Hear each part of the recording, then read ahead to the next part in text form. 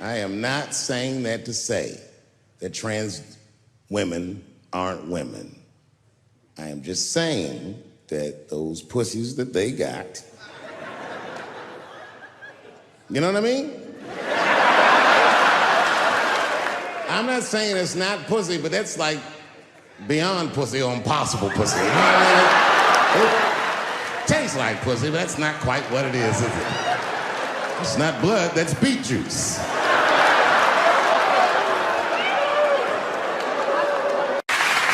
But I can't say the word faggot.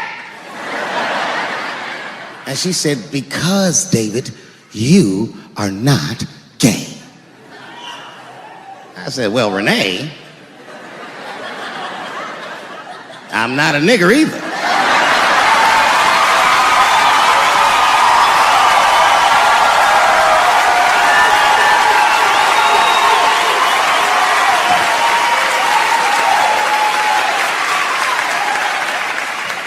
But you see, what I didn't realize at the time and what Kevin had to learn the hard way is we were breaking an unwritten and unspoken rule of show business. And if I say it, you'll know that I'm telling you the truth. The rule is that no matter what you do in your artistic expression, you are never, ever allowed to upset the alphabet people.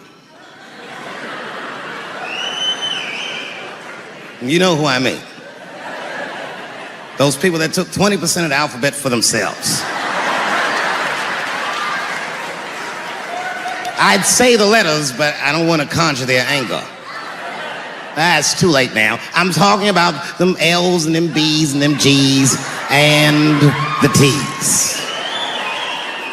People be surprised. I have friends, all kinds of letters. Everybody loves me and I love everybody. I got friends who are L's, I got friends who are B's, and I got friends who are G's. But the T's hate my fucking guts.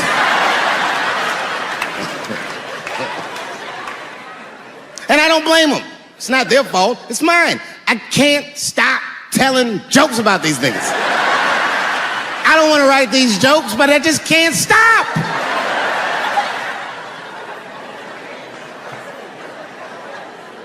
You know, you hear all those letters together all the time, LBGT, LBGT, and you think it's just one big movement. It's not. All those letters are their own movement. They just travel in the same car together. And my guess is,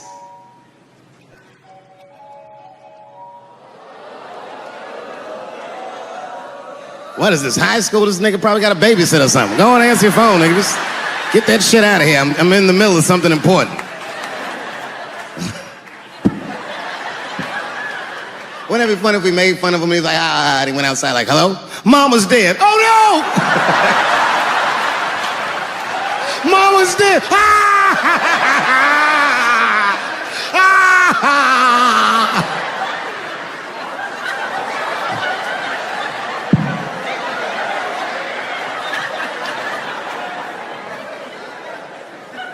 That's a weird time phone call, wasn't it? It's like his phone is gay.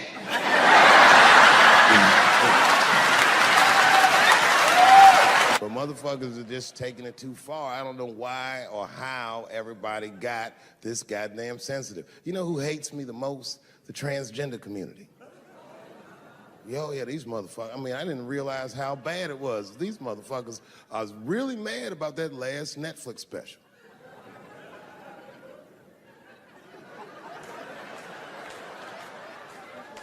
It's tough, man. I don't know what to do about it because I like them. I always have. Never had a problem with them. You know, just fucking around. As a matter of fact, I think I make fun of everybody. And I mean, as a group of people, they have to admit, it's kind of fucking hilarious, man. I'm sorry, bro. It's like, I've never seen somebody in such a hilarious predicament not have a sense of humor about it. They're born feeling like there's something other than they're born as, and that's kind of funny, you know? I mean, it's funny if it's not happening to you. It's like that white black bitch that's in the news all the time. Rachel Dolezal. She's a white woman, but then she dressed up like a nigga and shot her way up to the very top of blackness. And I always wanted to meet her just so I could understand. I just wanted to like have dinner with her so I could just look in her eyes and call her a nigger to her face. The fuck is that bitch talking about? I identify black. That is trans talk, lady. Stop biting. Stop biting. There's a big difference between her and a trans. The difference between her and a trans is I believe transgenders. I don't understand them either, but I know they mean what they say. Them niggas cut their dicks off. That's all the proof I need. I've never seen somebody just throw their dick away. Don't need it.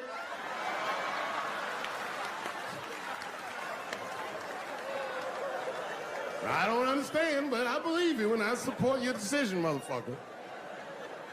But how far is Rachel willing to go? What is Rachel willing to do so that we blacks can believe that she believes she's actually one of us? Bitch, are you willing to put a lien on your house? Invest in a mixtape that probably won't work out?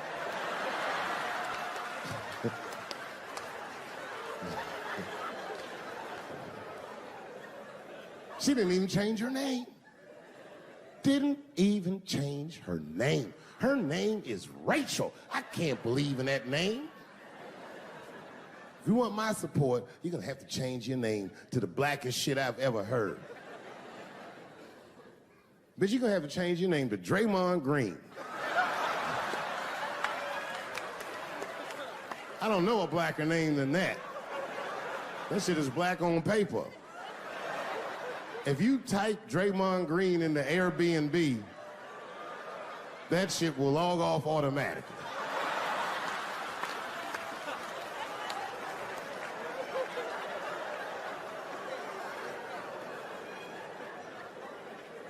You know, people get mad, bro. People get mad about everything I say. I was doing a show. I was in Portland, Oregon, and I was checked in a hotel under the name Charles Edward Cheese.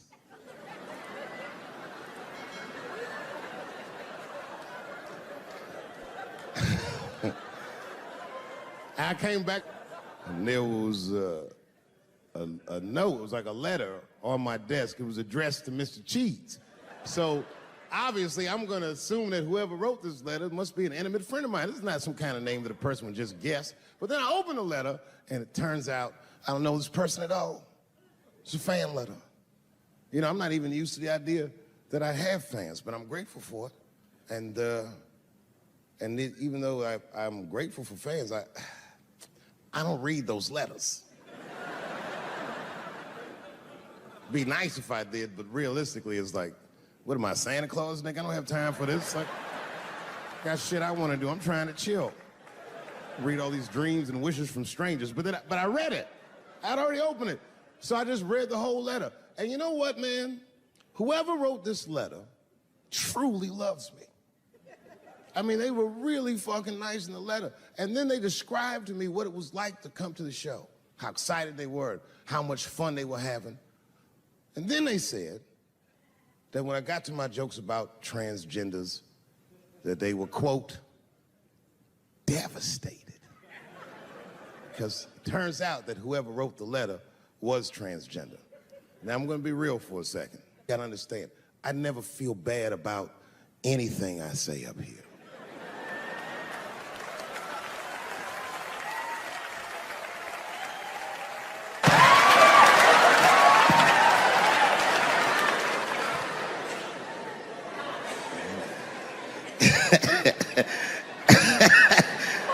Like I was saying, my guess is the G's are driving that car. That makes sense to me, because there's white men in the G's. And these people are trying to get around discrimination and oppression. And you know how white dudes are. We know these roads. In fact, we built these roads. The rest of you buckle up. We'll get you to where you want to go. So the G's are just driving the car. course, next to the G's in the passenger seat is the L's. Everybody likes the L's, except for the G's. I don't know what that's about. I just know the G's don't like them that much. And the G's always say like little subliminal digs on them. It's unnecessary shit. It's not mean, but you know what I mean? They just be like, I wouldn't wear that. The only thing that breaks the tension between the L's and the G's are the B's in the back seat. That's right, there you go. Everybody scream out when you hear your letter.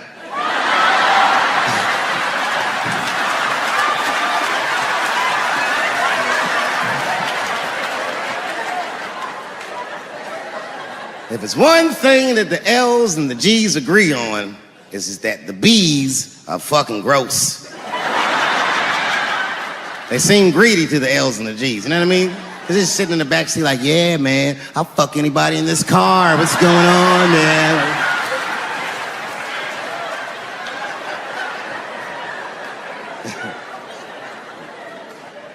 And sitting next to the B's, all the way in the back seat by themselves, looking out the window. That's the T's.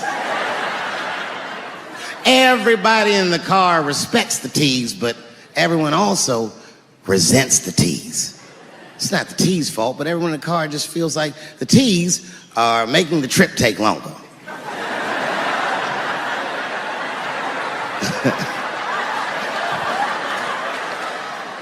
Anything the T's say gets on everybody's nerves. And then the T's don't even say anything bad. They just be in the back talking to themselves. I'm hot. Shut up. Shut the fuck up, okay? Just roll the window down, you bitch. I don't know what you... What? Just said I was hot. Could you pull over at the next exit? I need to use the restroom. There is not a restroom for you for 4 states, nigga. Will you just shut the fuck up so we can get where we're going?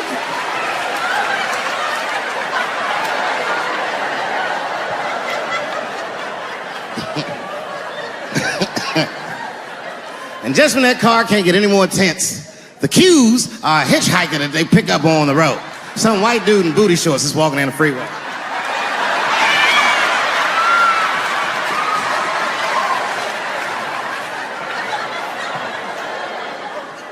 The G's see him.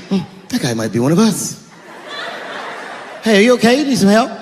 And he come over there with them booty shorts leaning on the window. Hey, what's going on, fellas? Lady? Whatever pronoun makes you feel comfortable in the back.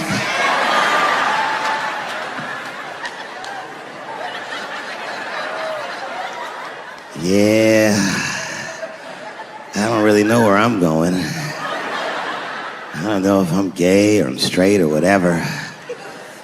All I know for sure is that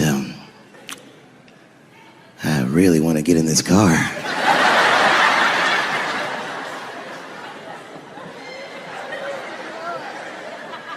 And they make him get in and sit in between the B's and the T's.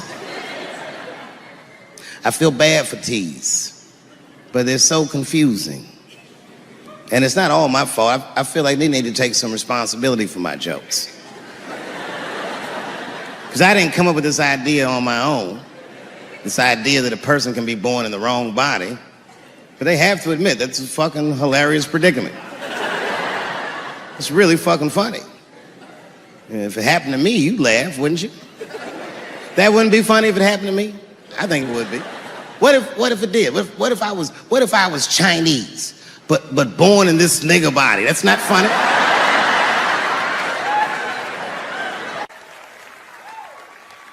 And I would never admit this to you if I hadn't locked your phones up. But it was the weirdest thing. Like when I read this letter, this shit made me feel bad. I didn't feel bad about what I said, you understand? I felt bad that I made somebody else feel bad. To be honest, I don't even know what I said that upset that person. I have so many transgender jokes.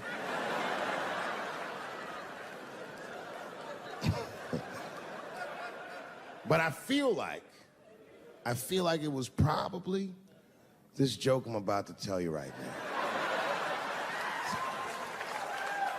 And it's not even that bad of a joke. It's a true joke. I mean, it's not true, but I had read in the paper that Caitlyn Jenner was contemplating posing nude in an upcoming issue of Sports Illustrated. And I know it's not politically correct to say these things, so I just figured, fuck it, I'll say it for everybody else. Yuck. Oh, sometimes I just want to read some stats. I don't know why you're gonna cram some man pussy in the middle of the sports page like this. I just didn't think that was the place for it. But I wasn't saying anything like Caitlyn Jenner's a bad person. I'm not mad at her for doing it. Not even mad at Sports Illustrated. If I'm mad at somebody, I'm probably just mad at myself. You understand? Because deep down, I know that I am not strong enough to not look at those pictures.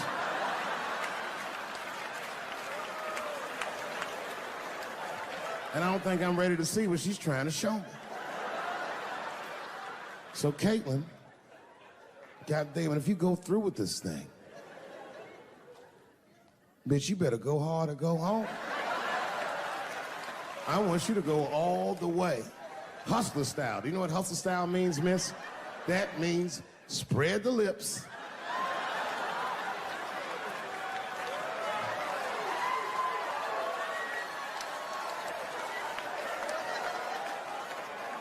I hope she spreads her lips and there's an itty bitty dick inside. Ah! The show is behind the curtains.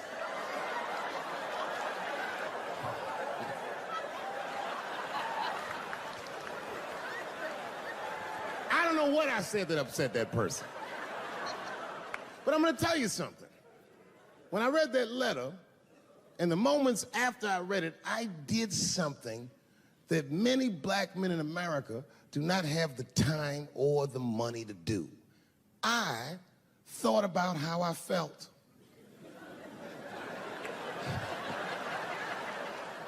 I asked myself a very basic question that I don't think I ever directly contemplated. I said, man, Dave, if you're writing all these jokes, do you have a problem with transgender people? And the answer is absolutely not. The fuck do you guys think I am? I don't understand all the choices that people make.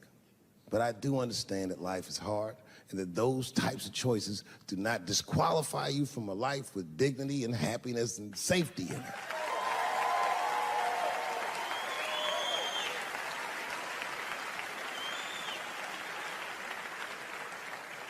But if I'm honest,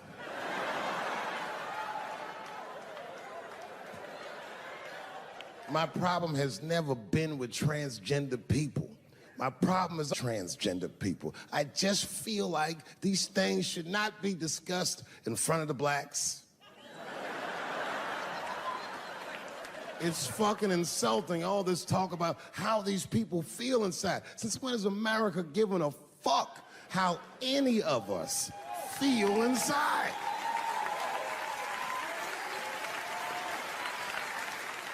And I cannot shake this awful suspicion that the only reason everybody is talking about transgenders is because white men want to do it. That's right. I just said that. If it was just women that felt that way, or black dudes and Mexican dudes being like, hey, y'all, we feel like girls inside, they'd be like, shut up, nigger. No one asked you how you felt. Come on, everybody, we have strawberries to pick. It reeks of white privilege. You never asked yourself why it was easier for Bruce Jenner to change his gender than it was for Cassius Clay to change his fucking name?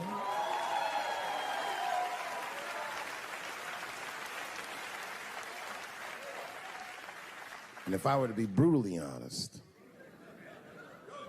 the only reason I ever been mad at the transgender community is because I was at these niggas for 6 songs straight. I had no idea. And then the lights came up and I saw them knuckles. I said, oh no! And everybody was laughing at me. Hi, world star. I said, why didn't you say anything?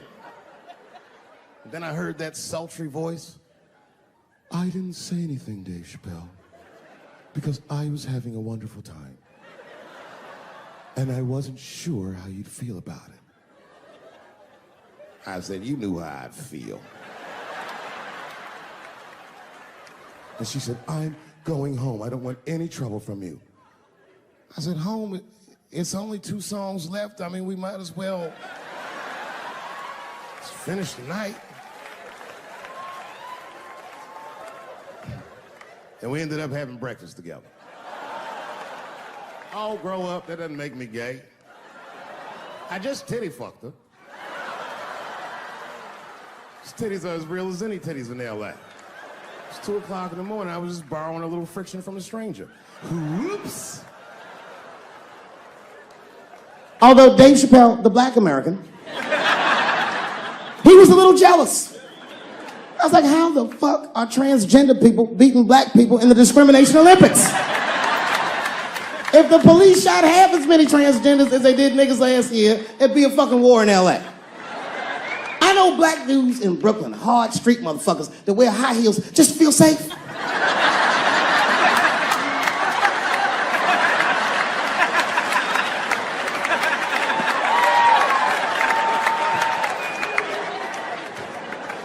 Transgenders are gangsters. I used to do business with a transgender in Hollywood. Man, everybody would be scared of her in the boardroom. She'd walk in there, newly minted woman, high heels, purse. Wouldn't say anything to us, just walk around the conference table looking mean as shit.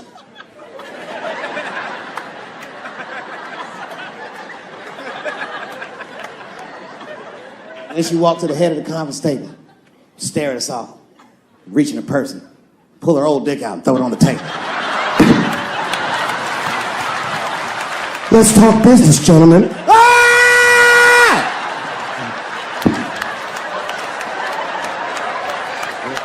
Shit is scary as fuck. If your best friend pitched that to you, you'd be horrified. Yo, nigga, let's go to the hospital and cut our dicks off and make pussies out of them shits. What?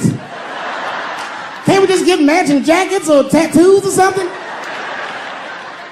Sure, that's what you want to do? There's only one way to find out, nigga. Wu-Tang, bow, bow.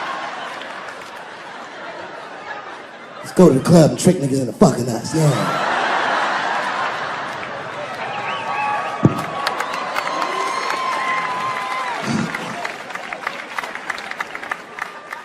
The third time I met O.J. Simpson.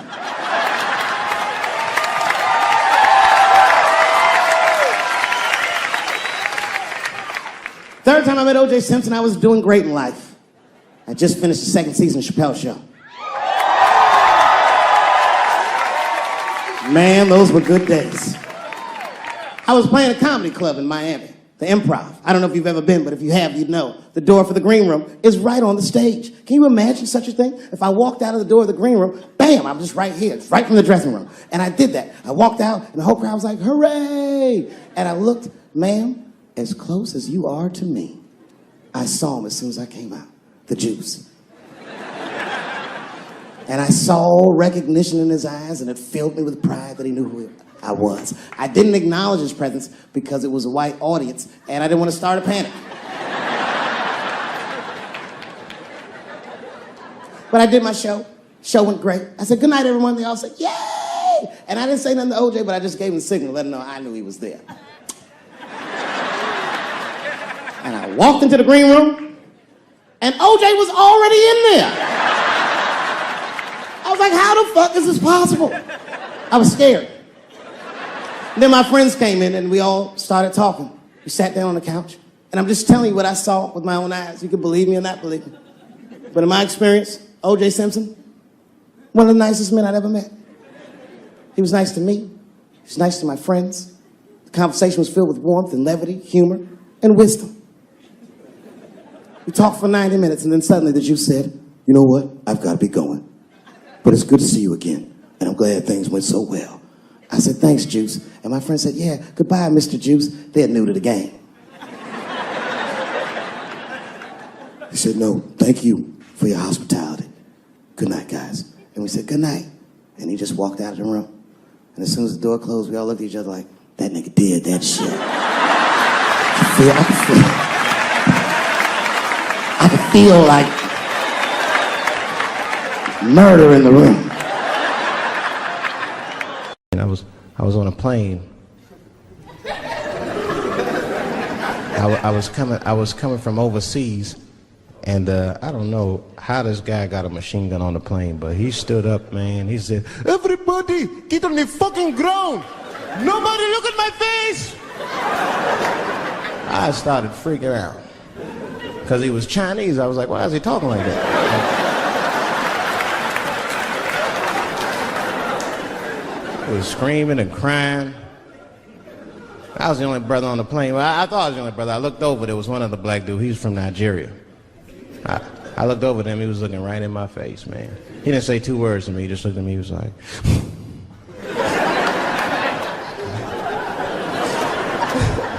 He didn't need to talk. I knew just what he was talking about. I looked right back at him. I was like...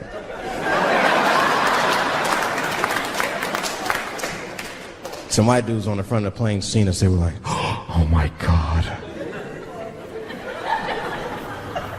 I think those black guys are gonna try to save us."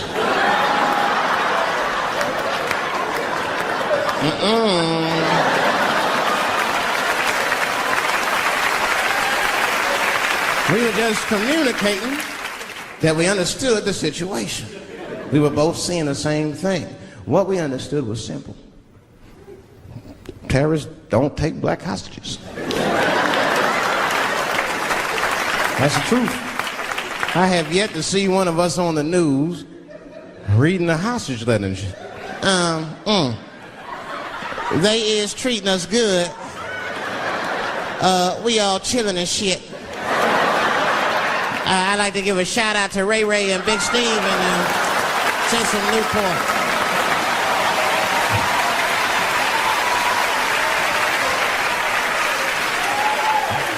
You're not gonna see it. And terrorists are smart. They know what they're doing there, you know. They terrorists. They know black people's bad bargaining chips.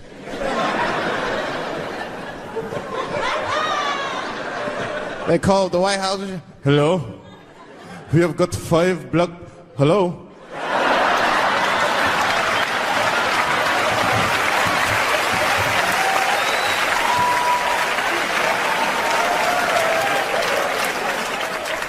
Really some scary shit. I gotta tell you, Harvey Weinstein is probably the first person that I ever looked at a photograph of and was like, yeah, he rapes. I'm not sure this motherfucker has a choice. Not a handsome man. Not a lot of meat and extra skin on his face. Yeah, he's ugly. You know the sad part is, he's done so well in life, he probably doesn't know he's ugly. You know, when you're good looking, everybody will tell you, "Oh, you look wonderful, you're so great looking." But when you're ugly, you gotta figure that shit out for yourself. It's a lot of putting clues together through the years. Why am I not getting in the club? I got all the right shit on.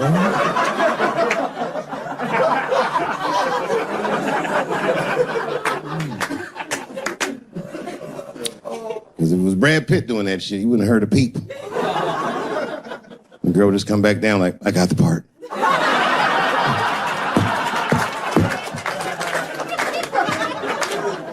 Yuck.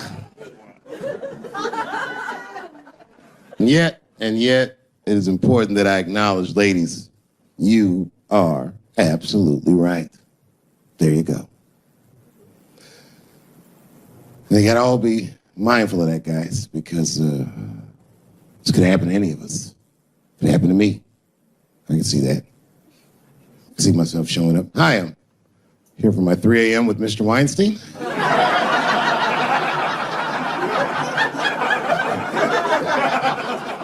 Hey, Harvey, I got your text. I'm here to talk about the script. Seems like it's gonna be hard to read in candlelight, but I guess I could try.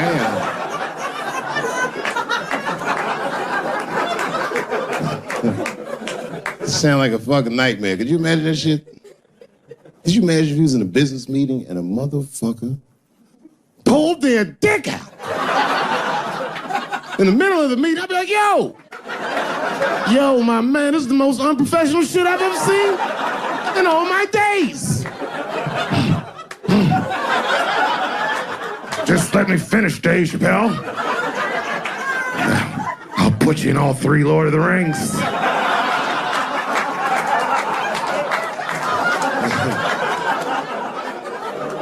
Hurry up, nigga. I have other meetings tonight. I have a 4:30 a.m. at Brett Ratner's house. And, I believe it's wardrobe fitting.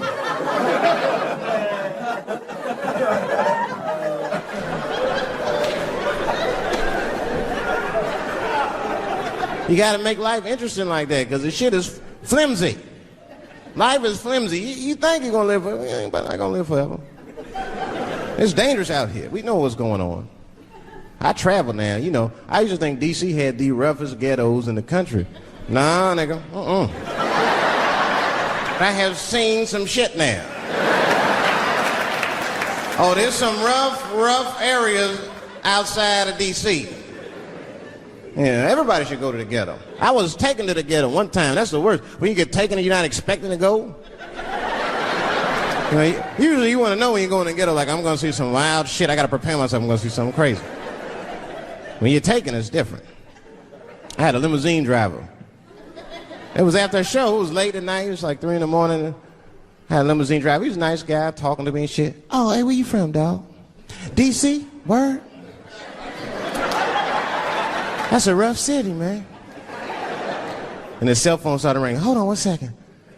Hello? Oh, what's up, nigga? What? What the fuck? Slow down. What? What the fuck? No! No! No! Fuck that, nigga. Fuck it. I'm on my way.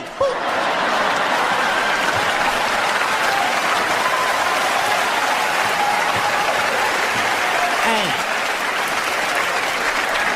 I gotta make a stop real quick. At 3 o'clock in the morning. I didn't know he was taking me to the ghetto at first.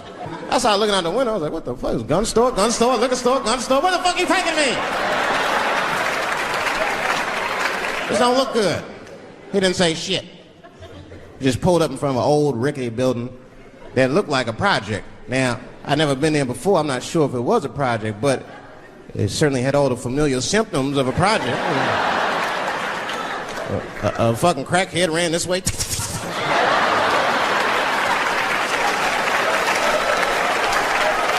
And then another one jumped out a tree and shit. And I said, I'll be right back. And left me. Took the keys with him and just left me. At 3 o'clock in the morning, in front of a project, in a fucking limousine. This was not good. I was like, man, I gotta look around and see if I can see some landmarks and figure out where I'm at. Might have to escape on foot. Now, this is when I knew I was in a bad neighborhood. You only see this in the worst neighborhoods. Remember, it's 3 o'clock in the morning. It's 3 o'clock in the morning. I look out the window. There was a fucking baby standing on a corner. Look at this. And the baby didn't even look scared. He was just standing there.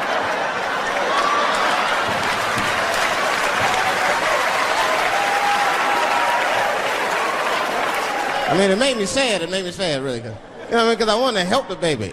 I was like, I don't trust you either. I'm sorry. Click. Click. The old baby on the corner trick, eh? I'm not going to fall for that shit. Where's this limousine driver? You know, I start feeling bad. As time goes by, I start feeling worse. Like, man, what is wrong with me? What the hell's wrong? I'm scared of a baby. I mean, this baby could be in trouble. He might need my help. I got to do something. But I wasn't going to get out the car. I'm serious, man. I just cracked the window a little bit. There's an old limousine. I can roll it down.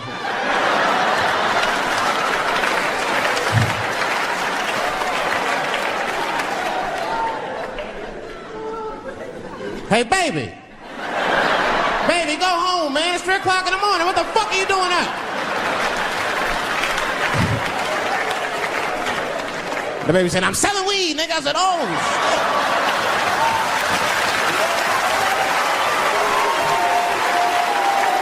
I wasn't expecting that. I'm sorry, I had to buy 2 bags from him to calm my nerves. Let me get 2 cones.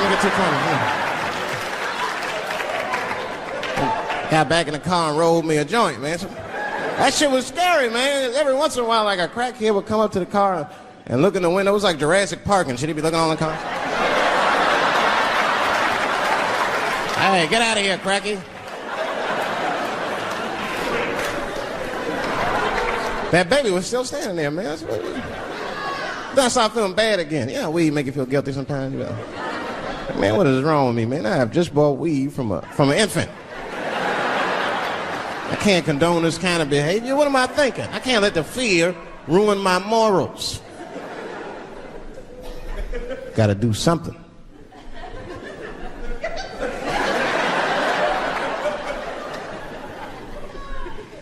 Hey, baby. Stop selling weed, all right? You got your whole life ahead of you. He said, fuck you, nigga, I got kids to feed. I said, God damn.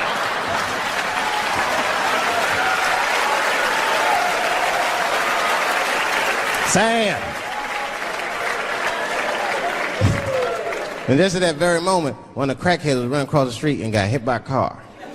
I know it was a hit and run. The police did it. That's all right, they sprinkled some crack on him and got back up. I almost protested the war in the beginning. Almost. Until I saw what happened to them Dixie chicks. I said, fuck that. If they'll do that to 3 white women, they will tear my black ass to pieces. I don't want to hear that shit. Yeah, man, they would. But I'm like, for real, why you care so much what the Dixie chicks say? It's not like they political scientists or nothing. They just bitches that can sing good. You know what I mean? Stop worshiping celebrities so much. Just don't listen, don't pay attention. I remember right around September 11th, Ja Rule was on MTV. That's what they said. They said, we got Ja Rule on the phone. Let's see what Ja's thoughts are on this tragedy. Who gives a fuck what Ja Rule thinks at a time like this, nigga? This is ridiculous. I don't want to dance. I'm scared to death. I want some answers that Ja Rule might not have right now. You think when bad shit happens to me, I'll be in the crib like, oh my God, this is terrible. Could somebody please find Ja Rule, get hold of this motherfucker so I can make sense of all this.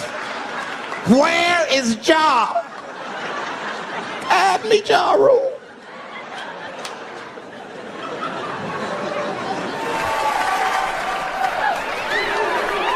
Yeah, I'll be seeing that kind of shit, man.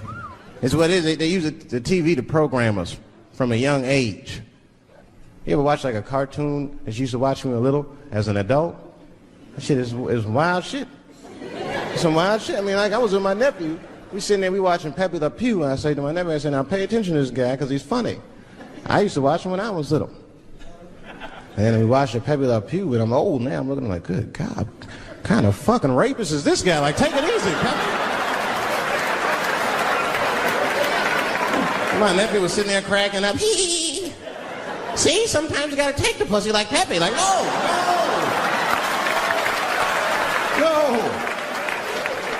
I had to turn the channel real quick. I turned on Sesame Street. I said, oh, Sesame Street.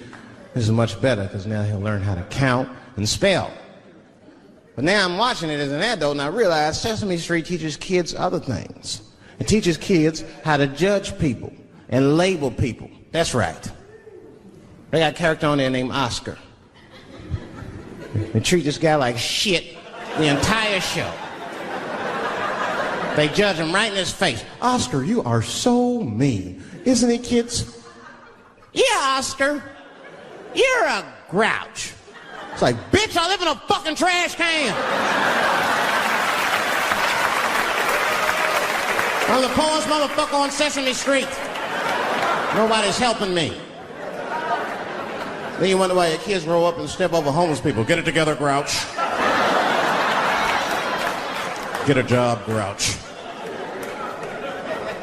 So don't even tell me how to get to Sesame Street. That is a terrible place. I wouldn't go there if I knew the way. Who would want to live in a neighborhood like that? Fucking 6-foot pigeons walking around. An elephant that's a junkie. Hi, bird. Yeah, that's right, Snuffy. Hi, bird, I'm sick. I need some smack, bird. Then Cookie Monster with his eyes popping out his head, screaming, "Cookie, cookie, cookie!" Like, ugh. What kind of cookies are you talking about? Chocolate chips don't do that to people. And then they had the nerve to put a pimp on there. They didn't come out and say he's a pimp, but I know a pimp when I see one. They called him the Count. Had a cape and everything. You just see him pimping. Bitch, where is my money? You've been late 4 times, I've been counting. How many times must I smack you before you act right? 1, 2, 2 smacks.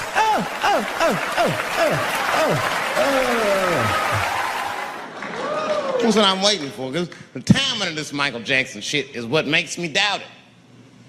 Every time there's wars going out of control, or the economy gets bad, or something is wrong with the world at large, it's always these moments in history that Michael Jackson will coincidentally jerk off a kid. This is getting a little ridiculous. Like, are you planning this shit? Do you have meetings? Michael, thank you for coming. As you know, Michael, the war has not been going as well as we expected. There's been a lot of hiccups, and the public is asking us a lot of questions, of course, and, well, Michael, there's no nice way to say this, and all I know how to do is be direct, so let me just be direct. We're gonna need you to jerk off another child, Mike. I'm sorry. I am sorry. But it would really help out. Or maybe he did it. Who knows?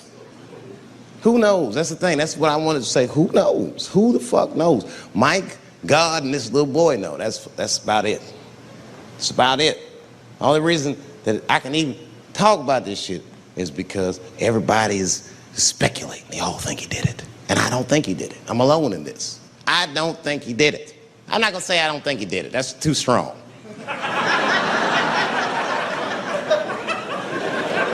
Let me just say I am reserving judgment until all the facts come out.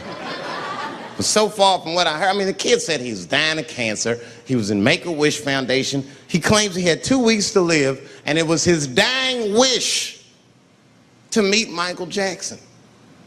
Come on, man, give me a fucking break. This kid is 10 years old. He don't remember Thriller. The fuck you want to meet Michael Jackson for, honestly? I remember Thriller, and I just, like, kind of want to meet this nigga. Like, I wouldn't break an appointment to meet him. I'll put it that way. I'd have to already be free. That's ridiculous. It's like if I'm dying in 2 weeks and go, "Oh, mama, get me in a room with Chubby Chuckle." I wouldn't want to meet that motherfucker. My last 2 weeks. Why not Usher or somebody like this? So then the kid claims he goes to Michael's house. This is where it all gets crazy. I don't, like, you know, he does everything you'd expect at Michael's house. They climbed trees and rode roller coasters and Ferris wheels. The chef made cookies, pies, and cakes. They was petting the monkey and the giraffe, sang songs, kid shit. And in the middle of all this childlike activity, for some reason, Mike pulled out some wine and some pills and sucked his kid's dick. Folks, it hurts me to say it. And the kid had the nerve to call that abuse. Motherfucker, that is a good host. God damn, what else do you want? What else do you want? I'm lucky to get a glass of grape drink at my friend's house. Let alone a roller coaster ride and my dick sucked. Mike must be confused, like I brought you in my house, I fed you, I sucked your dick, and this is how you repay me, motherfuckers? This was your wish, not mine. Thought you were dying in 2 weeks. What happened to that motherfucker? I've been in court for 1.5 years. You get stronger every time I see you.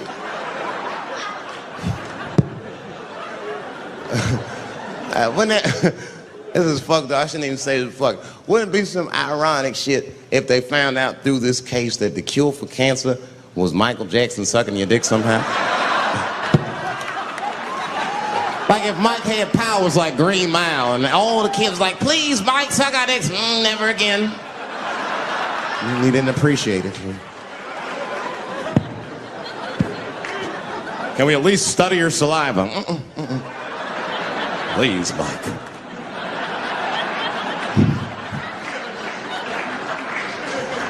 Oh my God. But there's a more important reason that I would stop doing comedy right now. And this reason is the real reason that's been percolating, and it really is the crowd, not you. I'm talking about the crowd on the big stage. It's too hard to entertain a country whose ears are so brittle. Motherfuckers are so sensitive, the whole country is turned into bitch-ass niggas.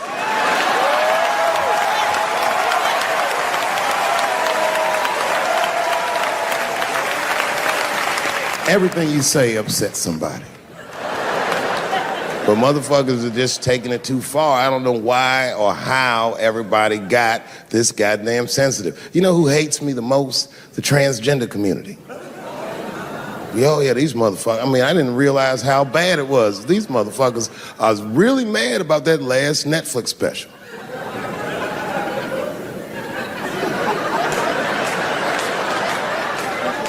It's tough, man. I don't know what to do about it because I like them. I always have. Never had a problem with them. You know, just fucking around. As a matter of fact, I think I make fun of everybody, and I mean, as a group of people, they have to admit, it's kind of fucking hilarious, man. I'm sorry, bro. It's like, I've never seen somebody in such a hilarious predicament not have a sense of humor about it. They're born feeling like there's something other than they're born as, and that's kind of funny, you know? I mean, it's funny if it's not happening to you. I believe transgenders. I don't understand them either, but I know they mean what they say. Them niggas cut their dicks off. That's all the proof I need. I've never seen somebody just throw their dick away. Don't need it.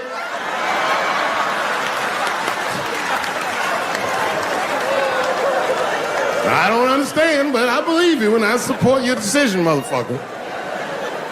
I was doing a show. I was in Portland, Oregon. And I was checked in a hotel under the name Charles Edward Cheese.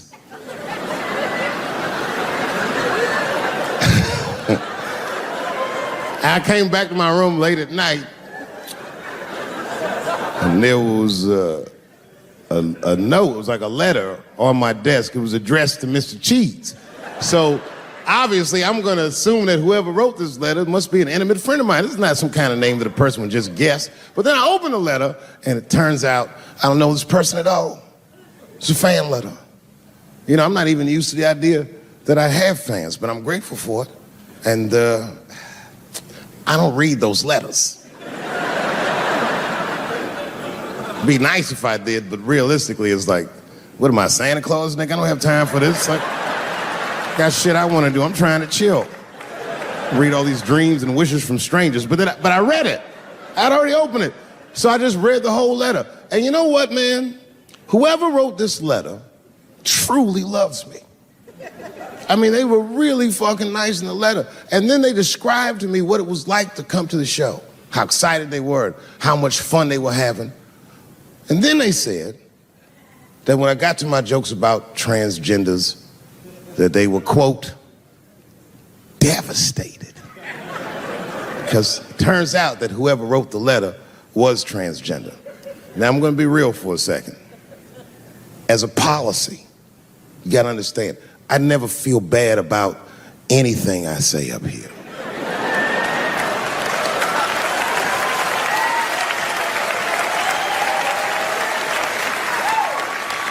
And I would never admit this to you if I hadn't locked your phones up. But it was the weirdest thing. Like, when I read this letter, the shit made me feel bad. I didn't feel bad about what I said, you understand? I felt bad that I made somebody else feel bad. To be honest, I don't even know what I said that upset that person. I have so many transgender jokes.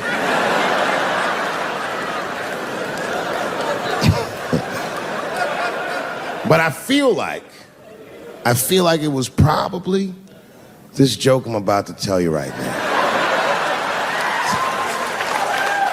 And it's not even that bad of a joke. It's a true joke. I mean, it's not true, but I had read in the paper that Caitlyn Jenner was contemplating posing nude in an upcoming issue of Sports Illustrated.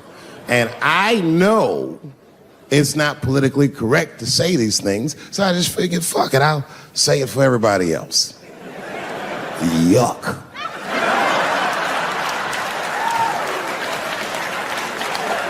You know, sometimes I just want to read some stats. I don't know why you're gonna cram some man pussy in the middle of the sports page like this.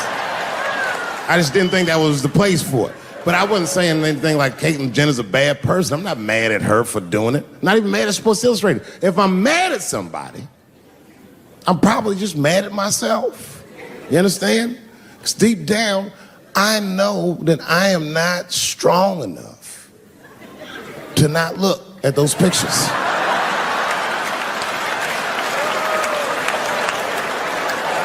And I don't think I'm ready to see what she's trying to show me. So Caitlyn, goddamn it, if you go through with this thing, bitch, you better go hard or go home. I want you to go all the way. Hustler style. Do you know what hustler style means, miss? That means spread the lips.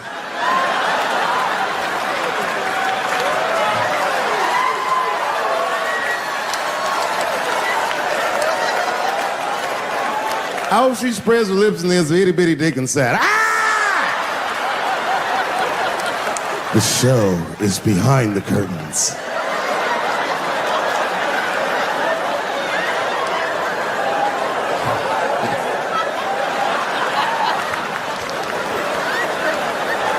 I don't know what I said that upset that person. You know, I can remember when it all started. It was when I was doing Chappelle Show. When I was doing Chappelle Show, I used to do the show, and then on the weekends I do like concerts and shit like that. So I'm doing a concert, and there was a couple in the front row, beautiful couple. The wife was obviously Asian. You could see it in her face.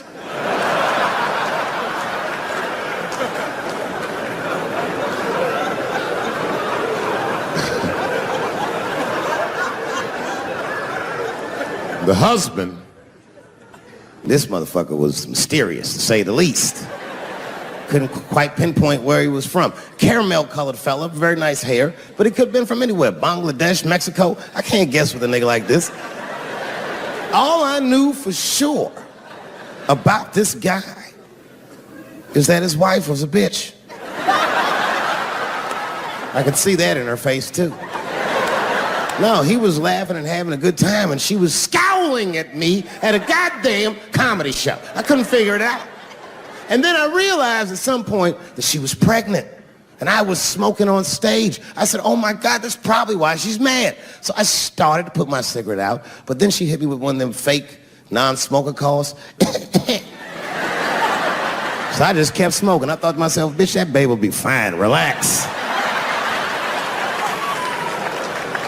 and I tried to break the tension. I just asked her. That's all I said. I go, hey, where are you guys from anyway? And I could tell that she was on to me. She goes, very condescendingly, she says, I'm from California. If you're asking my ethnicity, I am Chinese. And her husband was just cool about the shit. He was like, I'm Mexican, bro. I said, well, I'm sorry if I offended you by asking. But you're a very beautiful couple. And miss, there's no question that you're gonna give birth to the hardest working baby this world has ever seen.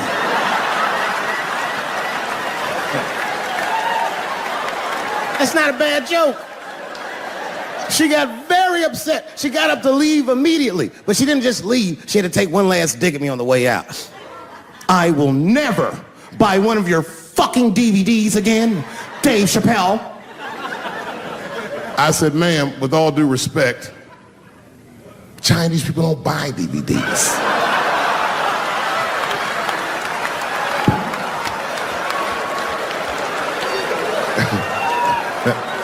And the crowd went crazy. We were all laughing, having a good time. I didn't even think anything of it. And then just 3 days later, this lady sends a fucking letter to my promoter telling him not to book me for shows anymore Because I was, quote, racist, and I'm quoting her, insensitive to the nature of my interracial marriage. I was like, word, bitch, I was. If she had just done a little bit of research, she would know that I myself am in an interracial marriage. That's right. In fact, my wife is Asian too. Surprise, bitch, I'll see you on Thanksgiving.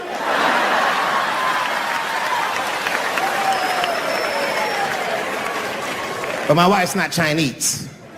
She's Filipino. That's right. And our kids are Puerto Rican somehow, so there you go.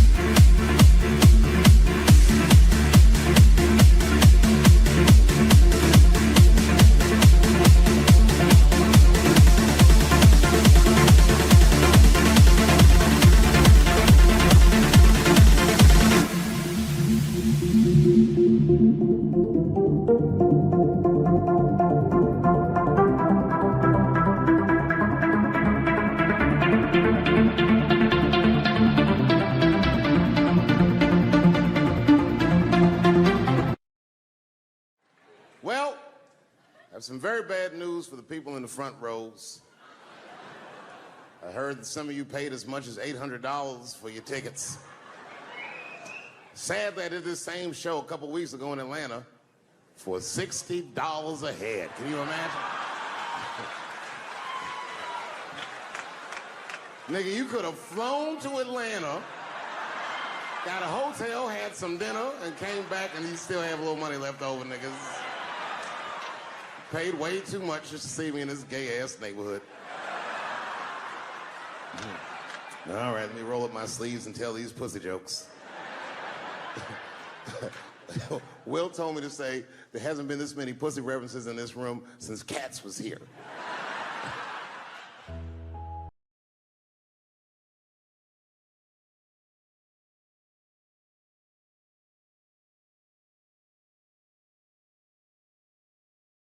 And when I think back at it, it's probably the only time in my life that I ever thought to myself, I should kill everybody at school.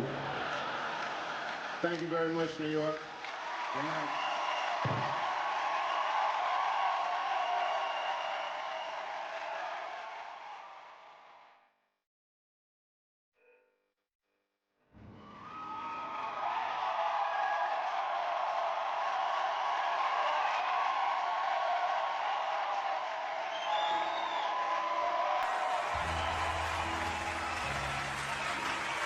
Thank you guys very much. Boy, I gotta tell you, man, I've been doing this set all week, and boy, I've been telling these jokes, and sometimes niggas look like they're in actual pain over the jokes. None of it's that bad to me, but I understand why it could hurt some people's feelings. So tonight,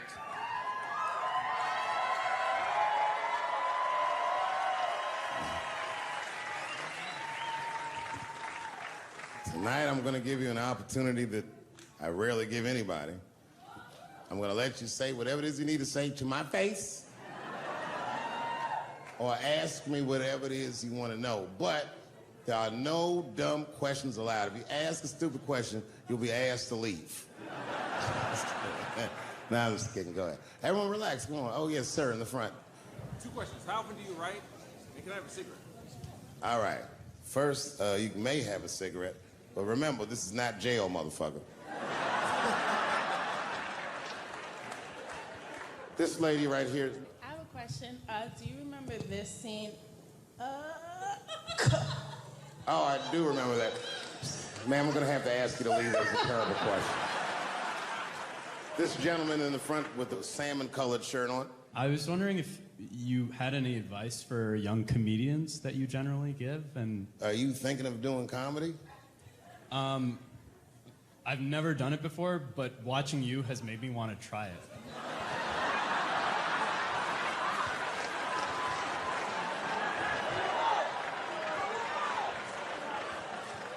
I don't know if that's an insult or not. It's a compliment. It's. I mean, niggas don't say I've never done brain surgery, but it looked a lot easier than I thought. I'm teasing. All right, here'll be my advice. Okay, I don't know how comedians start nowadays, right? But what I would suggest is just start. And once you start, you can't really stop, no matter what happens, no matter how bad it gets, no matter what people say. You know what I mean? Because comedy is weird like that. You know why I hate watching other comedians do comedy? Not because I hate other comedians, but because I love comedy so much. It's like watching somebody else fuck your girl. And I say, fuck her better than that. Yes, you on the aisle up there, the lady with the long, yes, you standing up, I see you. My favorite book of all time, The Narrative of the Life of Frederick Douglass.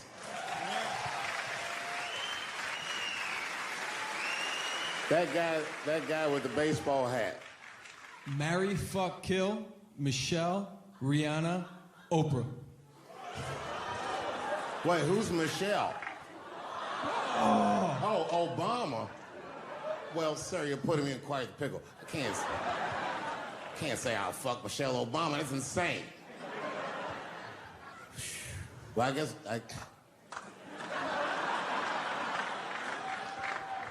I mean, because I wouldn't kill any of those women. But I'd fuck all three of them.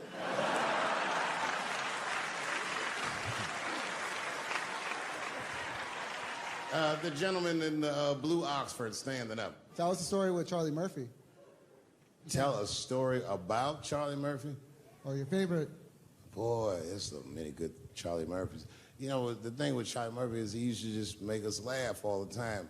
And I used to ask him about all the old Hollywood shit I was curious about. Like when they used to accuse Michael Jackson, I remember asking once, I go, Charlie, do you think Michael Jackson actually did those things?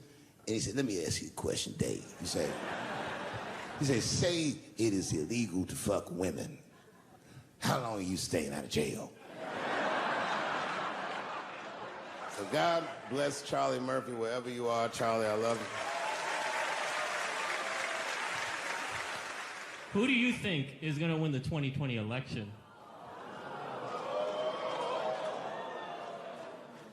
All right, I'm going to put a pin in this, but I'll tell you right now, fella, I don't know, but I think Trump has a better shot than a lot of people would like to think. I'm just saying, it all depends on how the left talks. The way we're talking is not going to win the fucking ball game. Donald Trump's over there on the right, grabbing handfuls of pussy. Joe Biden can't even smell hair over here. Fuck this side. All right, man, go ahead. Thank you so much for this show. And How old are you? 25. 25? Yeah. Boy, don't let R. Kelly see you. He's gonna pee on you by accident. Oh, my bad. I thought she was 15. Yuck. I'm totally joking. I'm sorry. My question is there anything you've learned from another comedian that you feel like will stay with you for life? I tell you what, miss, that's a good question. Yes, is the short answer. A longer version of it is this. I was raised by comedians. I started doing stand-up when I was 14. The other day, I went to a comedian's funeral, and I realized as we was putting this motherfucker in the ground that these people are at least as influential to me as my family. I rock with these niggas till the wheel falls off. We fight and we fuss and we are jealous of each other and we get mad at each other, but my life wouldn't have been what it was without each and every one of them, and I consider them my family. That's the answer. My favorite club in America is a club in San Francisco called the Punchline. It's a very small room. It's a 200-seat room. And I was working out the material that was going to be the show tonight. I still hadn't figured out exactly how to say what I wanted to say, but I was doing pretty good. And I was doing some Me Too jokes, and a woman stood up from the audience and she was crying. Clearly, it was a white woman. She says to me, you can't say that.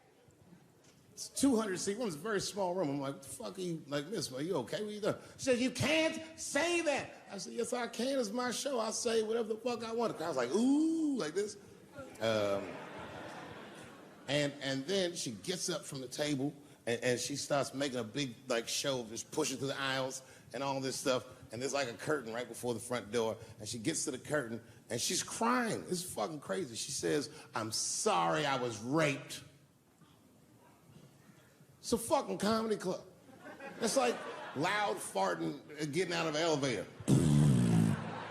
Nothing funny can happen in here. Now I'm trapped in a room with this woman's fucking stink.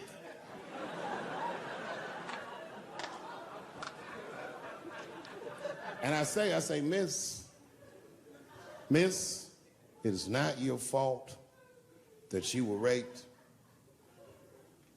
but it's not mine either. Ta-ta, bitch, like this. She storms out. Now the room is very uncomfortable, but I managed to get the crowd back, but I'm like, you know, a little traumatized. Same show, there's a trans woman sitting in the audience. This is a true story. This was like a few weeks ago. I did 6 shows that weekend. This trans woman came to 4 of them. Calls herself Daphne. Man, this chick Daphne was in there cracking the fuck up at everything I said about everybody. It was amazing. She was laughing, and it was fun to watch her laugh. You could tell she was letting go with something that was heavy, and she'd throw her head back, and she'd smile with all her teeth. She was having a great time. And the more fun she had, I felt bad, because I knew I had some trans jokes to unload. And I thought to myself, maybe I shouldn't say these jokes because I don't want to, like, fuck her evening up. She's having so much fun. But then I thought to myself, well, if I can't say it in front of her, should I say this shit at all? So I let her rip.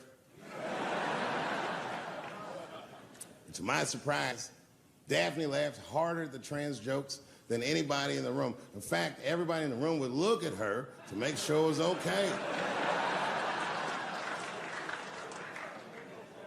And I got off stage, I was in the dressing room, I was like, man, this is a fucking weird show. I'm sitting in the dressing room by myself just trying to figure out, like, what the fuck just happened out there? Like, why is it that this one woman can't take any of these jokes and Daphne can take all of these jokes? So weird. And then I realized, Daphne used to be a man.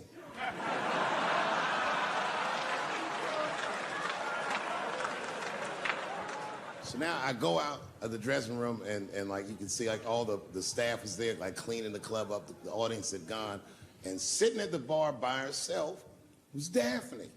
And she's like, hey, Dave, come join me for a drink. And I don't want her to think that I'm transphobic or nothing, so I'm like, fuck, I guess I could have at least a drink. And we get some tequila and we're sitting there. And she was fucking cool. Turns out that Daphne, she wants to be a comedian. She was asking me for advice, and I told her advice and all that shit. And then she says to me, she says, boy, you sure do get a bad rap for your trans jokes. I said, Daphne, thank you, but you don't have to say that. I hope I didn't offend you. She goes, no. She said, in fact, I read about you in the New York Times. I said, you did? She said, yeah. She said, I thought it was interesting that they blamed you for R. Kelly. They said you normalized him for telling jokes about him. I go, yeah, they said that. She goes, I wonder why they never said that you normalized transgenders by telling jokes about us. And I'd never thought about that. It never occurred to me. And we started making out. And then, like, I reached up just to see what it felt like. I was like, what? And it felt like pussy, did it? It was just like, go ahead, ask me a question. What the fuck you gonna do if Trump get reelected? What am I gonna do if Trump gets reelected? Probably get a significant tax break.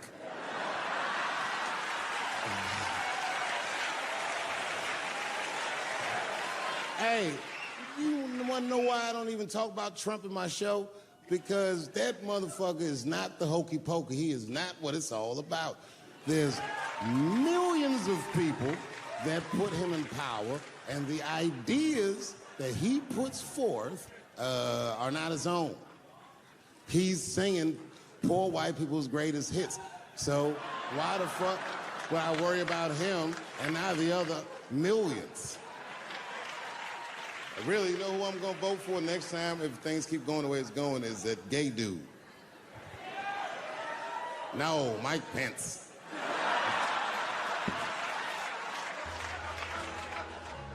Now, this is the same club, The Punchline. This is 15 years ago, and I had just gotten back from my infamous South Africa trip. And I came to The Punchline just to cheer myself up. It's a safe place where I could tell some jokes. And I find out that this comedian I know, Chris Tucker, who's in all those Rush Hour movies, I find out that Chris is in San Francisco too, at some charity event. So I call him, I'm like, yo, I just saw you at some charity event. I said, I'm doing a show at The Punchline. Why don't you come by the club after your event? He's like, cool, Dave. I thought you was dead, nigga. I'll come by. He says, is it okay if I bring some friends? Because, you know, I'm with a lot of people. I go, man, you Chris Tucker. You can bring whoever the fuck you want. And then I show up to the club late that night, and I walk into the dressing room, and sitting in the dressing room is Gavin Newsom, who at the time was the mayor of San Francisco, but now he's the governor of California. And sitting next to him was Kamala Harris, who at the time was the DA of San Francisco. Now she's the senator from California that's front-running on the Democratic ticket. And sitting next to her was Al Gore. It's fucking weird. And sitting next to Al Gore was the guys from Google, Sergey, and I don't know how to say these. All right. And it was Chris Tucker and Ben Jealous, who at the time was the president of the NAACP, who was all just at this big charity dinner, and Paul Mooney was drinking scotch. And we all was just in there. And, you know, at first I was a little uncomfortable when we started talking, and we all got along really well. At some point, Kamala Harris she says to me, she goes, you know, a friend of mine is announcing his candidacy for president tomorrow. I went to college with him. I'm like, what? I go, Barack Obama? She goes, you've heard of him? I'm like, yo, I just read about this dude. And she goes, yo, yeah, blah, blah, blah, we talking. She goes, you know what? She says, let's call him on the phone. I said, what the fuck? And she picks the phone up and she dials and she's listening like this. And she goes, this is voicemail. And she gives me the phone, she goes, leave him a message. You know, I didn't know what to say. I just said what you say to any black dude that's running for president. You know, stay low, running a zigzag pattern, this kind of shit.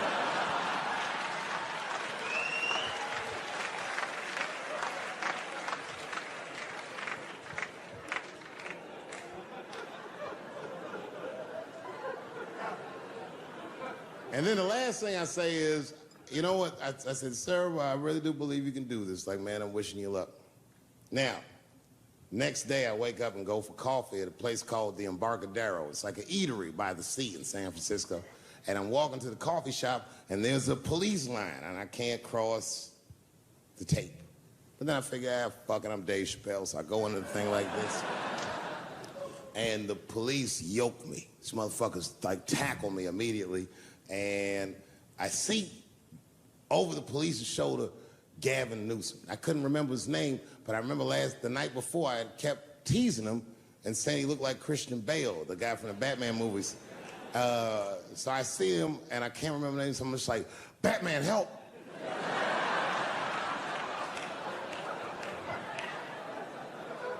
And he stops, he's like, Dave? And then the police see that the mayor knows me, so they all like, oh, sorry about that. And he's like, hey, back up, everybody. And he just picks me up. He's like, I'm really sorry about that. I'm like, I'm fine, don't worry about it. And he's like, listen, I'm here with Prince. Would you like to meet him? I'm like, I know Prince. That's my nigga. And we go around the corner, and it was Prince Charles, the Prince of England. I didn't know the protocol of meeting royalty and not supposed to touch him. I dapped him up like a nigga. My nigga. Just hugging him and shit like this, dapping him up, like this. And that nigga was cool too. I was like, it's really fucking weird. And then I was just out there in the upside down, not having no TV show, trying to figure life out. And the election was going on in the background. And this guy, Barack Obama, was picking up steam. This motherfucker was killing it. And I had a chance to go to the last debate on the Democratic ticket. And I went. It's me and Chris Tucker sitting in Myrtle Beach, South Carolina. It's the last three candidates. It was Barack Obama, John Edwards, and Hillary Clinton. Now, Obama's a lot taller than Edwards and Clinton, and he had the center podium.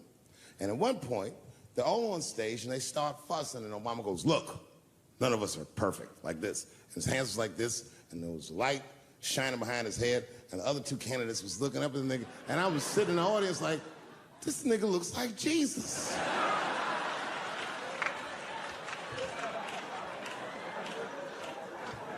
And I realized in that moment that I was looking at the next president of the United States. I was certain of it. I couldn't explain it, but I knew what I was seeing. And I got really excited. And I'm not that kind of guy. I said, I gotta meet this motherfucker. So I stayed. They were all on stage doing interviews, and I just waited. I was waiting and waiting, and then John Edwards was done with his interviews first, because everybody knew he wasn't gonna win. And I see John Edwards, and I said, hey, Senator Edwards, I just want to say hi. And that motherfucker looked at me like, I'm like, fuck you, nigga, you gonna lose anyway.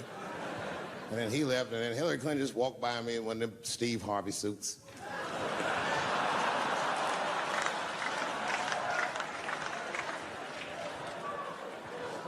But Obama was taking forever. Everybody wanted to talk to him. When I knew the media saw exactly what I saw, there was no question about it. That was the guy. I waited and I waited, and finally, must have been over an hour and a half, he finishes his last interview. He's like, well, thank you very much. Good talking to you. And he turns around, and we make eye contact. He sees me, and when he sees me, he looks over, he goes, Dave Chappelle. And Obama did me the same way I did Prince Charles. He dapped me up, and he like bro hugged me, and he pulled me in, and I'll never forget this. He said in my ear, I got your message. Thank you very much, New York City.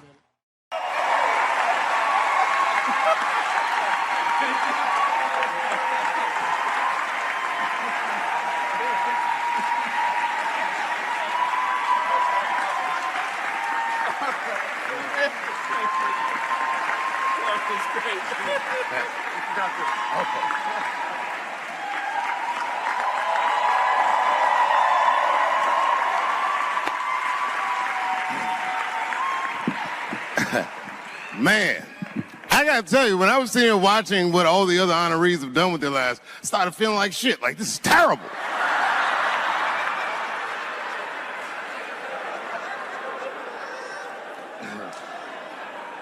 And then Bobo brought me up and started out good with that Ali picture, and then it just... But that coloring book that was in the picture, I know the Ali's are here, that coloring book, my mother has it. And champ, he signed it. You know, the greatest, he signed it, Muhammad Ali.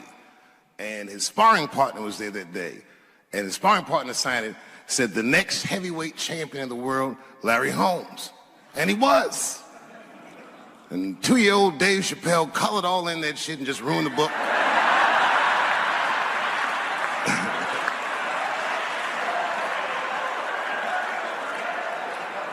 But I remember part of the book that I remember real vividly, because I asked my mother about it when I was a kid. There's a part where there's a picture of Ali throwing his Olympic gold medal into the Ohio River. That's why it's so weird for me being here. You know, both my parents were very brilliant. My dad went to Brown in 1955. That's right. He told me at the time he was one of 3 black students. He said one of the guys got accused of a rape that he probably didn't commit. And the other guy killed himself, and Dad said, and I left. And see, that's what makes us Chappelle's great. We know when to quit.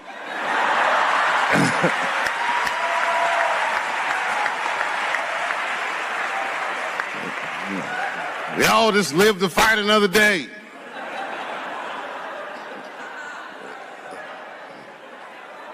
I gotta say, I'm very honored to be here, and I'm very honored to be here with the other honorees. Really, I'm like very humbled by you all, the work that you do, and you all make me want to be better. All of you.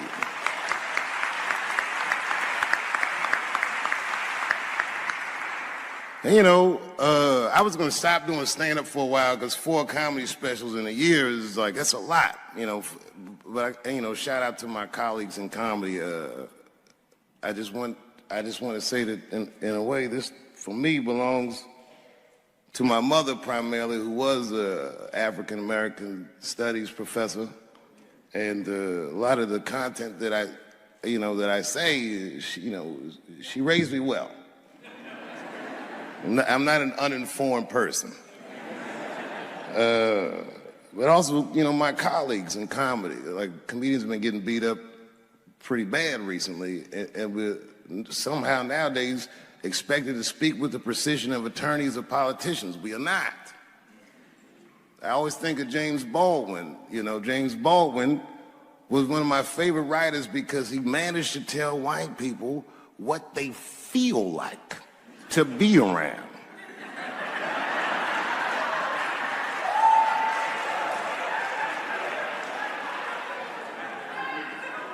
So I ain't gonna hang up my gloves yet. I think I got one more special in me. So to quote Baldwin, God gave Noah the rainbow sign. It's no more water, it's the fire next time. Thank you very much. And so if you would, please join me in welcoming Dave Chappelle home again.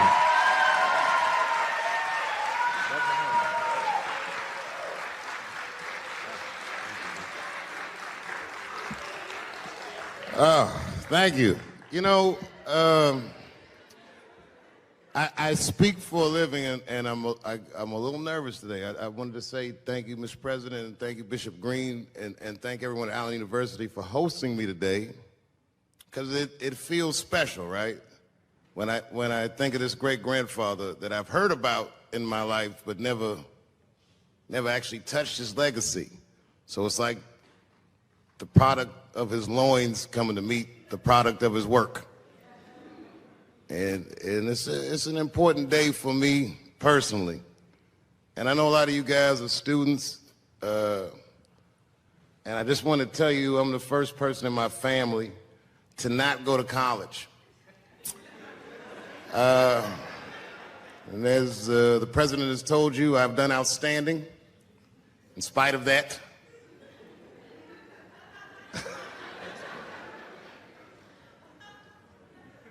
But one thing I did want to say, and one thing today just made me think about, for all the things that I've done, I'm most renowned for what I didn't do.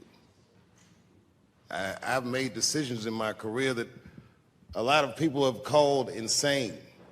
2004, had a $50 million deal on the table, and in a crisis of conscience, flipped the table over and walked away. Went to South Africa. Everyone said I was running away from the money. That is not true. In fact, I still want that money.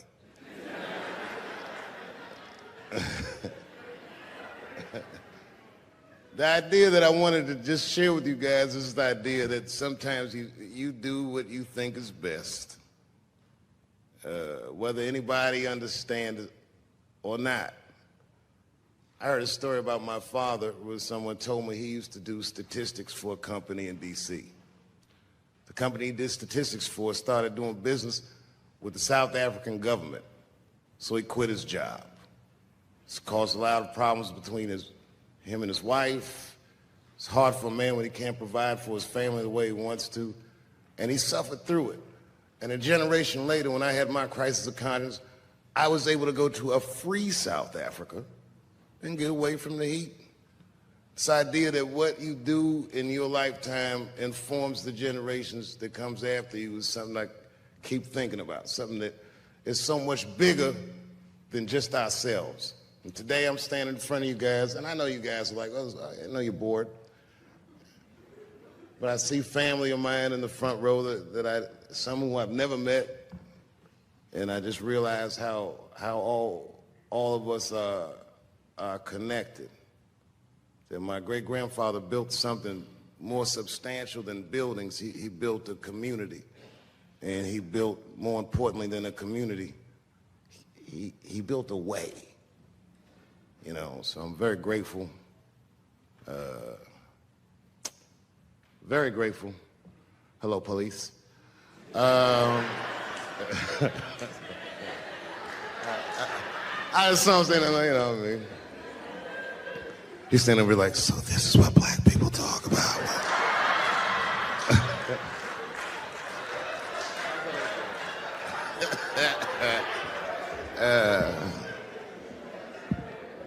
I just want you guys to remember, you know, that right now there's this thing where ethics aren't what they used to be. This idea that people are trying to replace the ideas of good and bad with better or worse.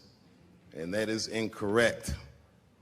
You got to keep your ethics intact, because good and bad is a compass that helps you find the way. And a person that only does what's better or worse is the easiest type of person to control. They are a mouse in a maze that just finds the cheese. But the one who knows about good and bad will realize that he's in a maze. So, that being said, I just hope that all of you guys transcend whatever you see as your obstacles, and that you live outstanding lives, and that you stay connected to your communities, because you have so much power there, and that you grow your communities and you diversify your communities, and that you don't let anybody tell you can't or to be afraid. It's okay to be afraid, because you can't be brave or courageous without fear. The idea of being courageous is that even though you're scared, you just do the right thing anyway. So in 2004, I walked away from $50 million, and in November, I made a deal for $60 million. So,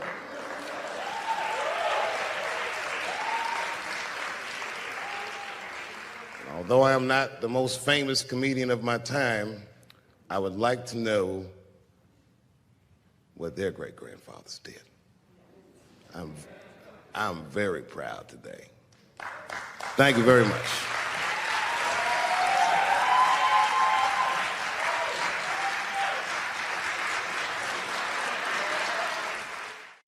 Boy, this comes as a complete surprise.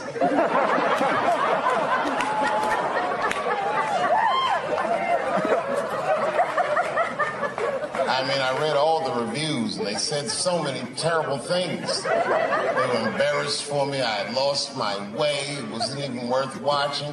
I hope all you critics learn from this. This is a teachable moment. Shut the fuck up forever.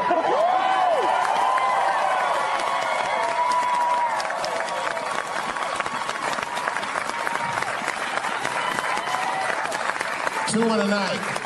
These aren't them. These are the ones I won for the other ones, motherfucker. I would like to thank my editor who was nominated. Unfortunately, he did not win, but I couldn't have been more honored to work with Jeff Urin.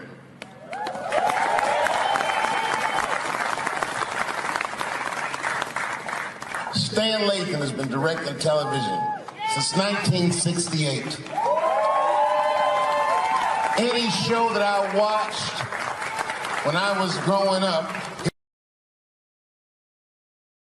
to Good Times, to Everything Black, and finally, you motherfuckers finally gave him an Emmy tonight. You deserve so much more, but I'm glad you came around.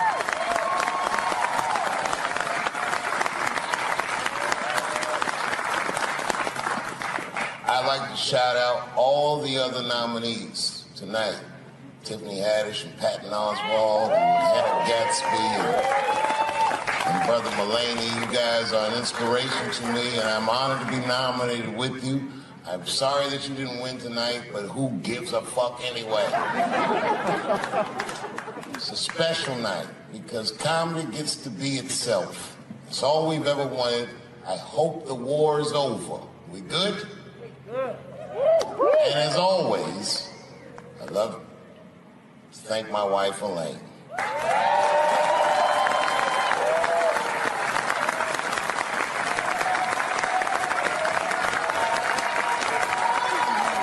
That's right. Elaine has been with me for the last 25 years and had to endure the pains of living with the greatest comedian ever. See you on Monday. Thank you very much. Good night.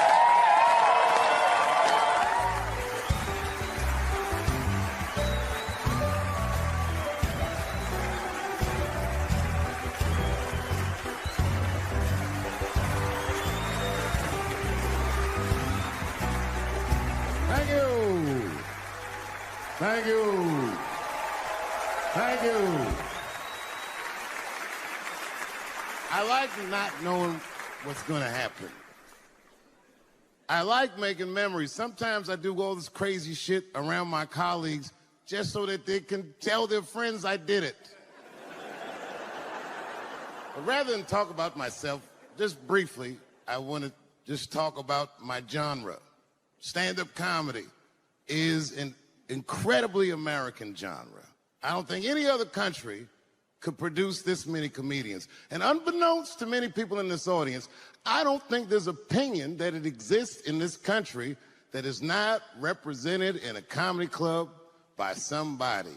Each and every one of you has a champion in the room.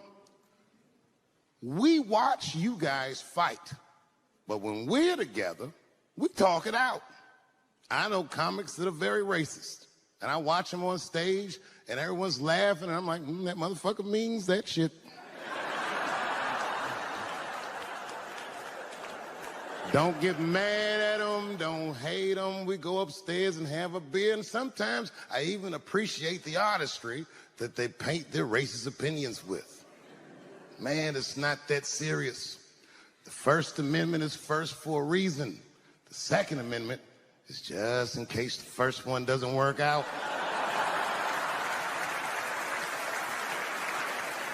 We gotta let some air out the ball, man. The country's getting a little tight. It doesn't feel like it's ever felt in my lifetime. So tonight, I am honored that my colleagues are here in comedy and in music.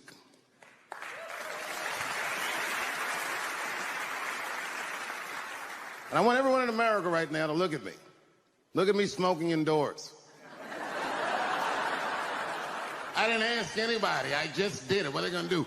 Kick me out before I get the prize? No, nigga, this is called leverage.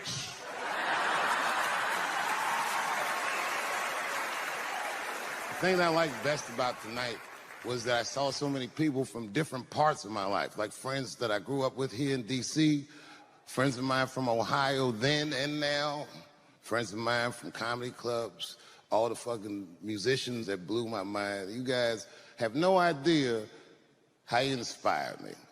I want to give a special shout out to my OG, Tony Woods. Miles Davis has a quote. It's one of my favorite. Miles Davis said so much cool shit, but one of the things he said I always loved, he said, it took me years to learn how to play like myself. You know, he would watch other musicians and he would try to play like Dizzy or Bird or all the guys who were great. Tony Woods was my Dizzy and Bird if I was a Miles. I was trying to play like you. You were the first person I ever saw do it absolutely right.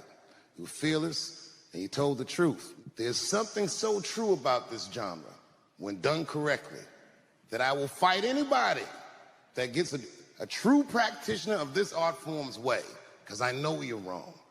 This is the truth. And you are obstructing it. I'm not talking about the content, I'm talking about the art form. Do you understand? Do we have an agreement? And what I really wanted to say tonight, and I'm glad I get the platform to do it, I'm gay. I am gay, and I can't wait to see what this does for my career, being gay like this. So many special shout outs. One of the main architects of the comeback of the century. My brother and my mentor, the mighty Stan Lathan.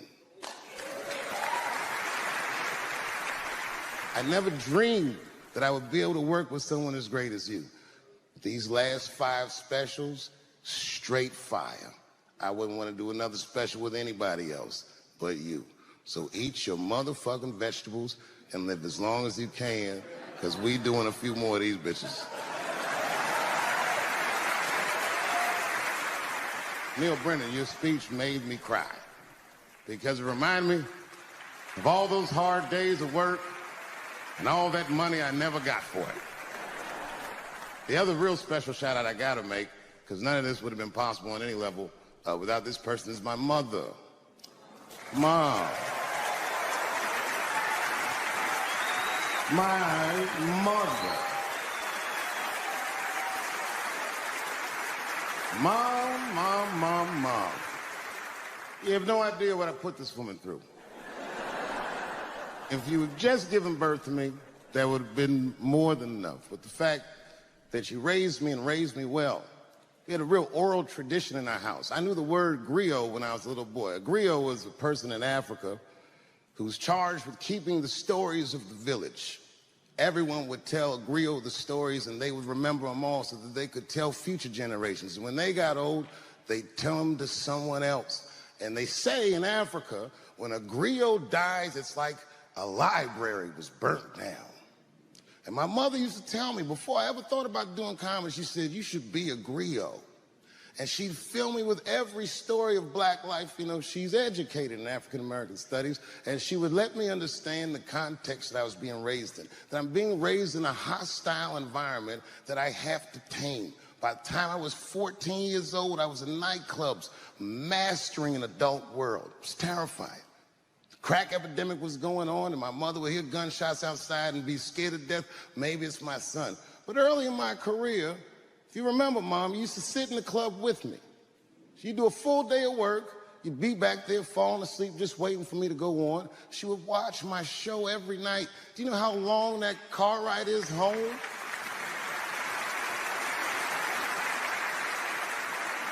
How many of you have ever heard your mother say, pussy jokes were a little too much tonight, son?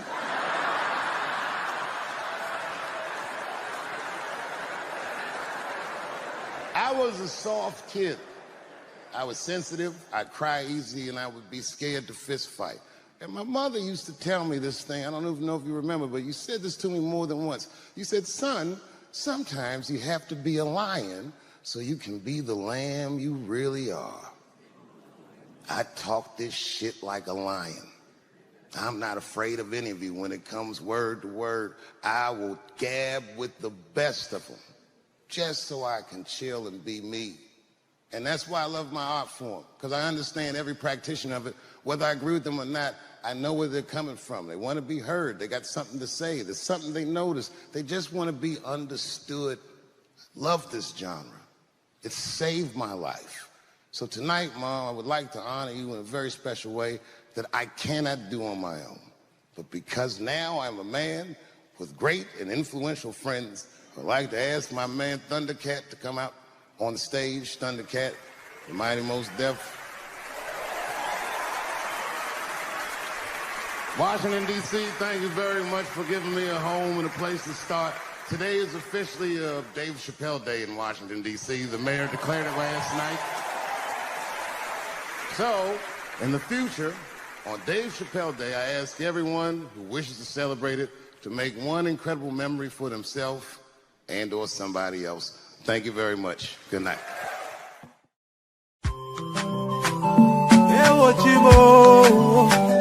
My first guest is the funniest comedian on the planet. His film, Dave Chappelle's Block Party, will be available June 13th on DVD. Please welcome Dave Chappelle.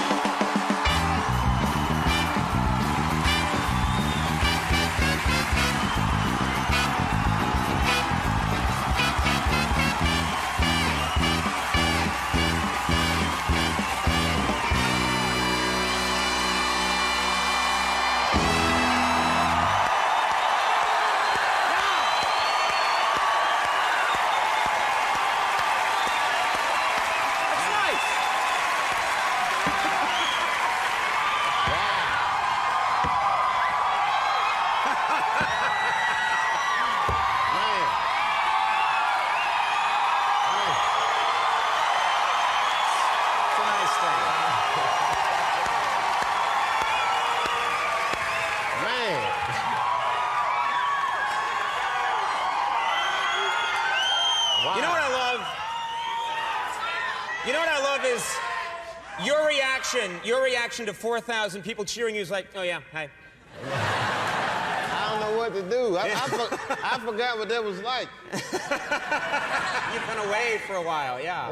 It was quiet in Africa. Yeah, there was some quiet time there. We got a lot to talk about here. I haven't seen you in a long time. First of all, what have you been up to? What's Dave Chappelle been doing with himself? Nothing. This guy screening out season 3. Good to see you. Yeah. Nice try, Comedy Central. Yeah, that's one of their executives. Yeah. We need the dough. Come on. I've been really just relaxing and just trying to stay out of trouble. Right. That's right, because I see, being a celebrity, your realm of getting in trouble is worse than the average person. Mm-hmm.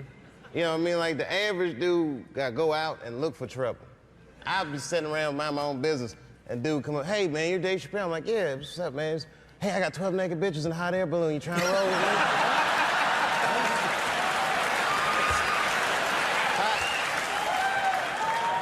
Call me next time, all right? I need to get out of the house once in a while. That's why I just stay in the house. Yeah.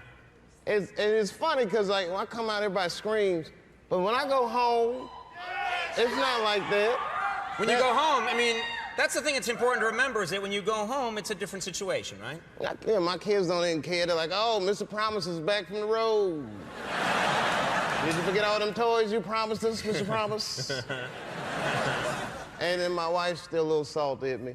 She's not happy with you right now? I mean, she's not mad at me, but don't think you're gonna walk away from $50 million and your wife's just gonna be cool with it.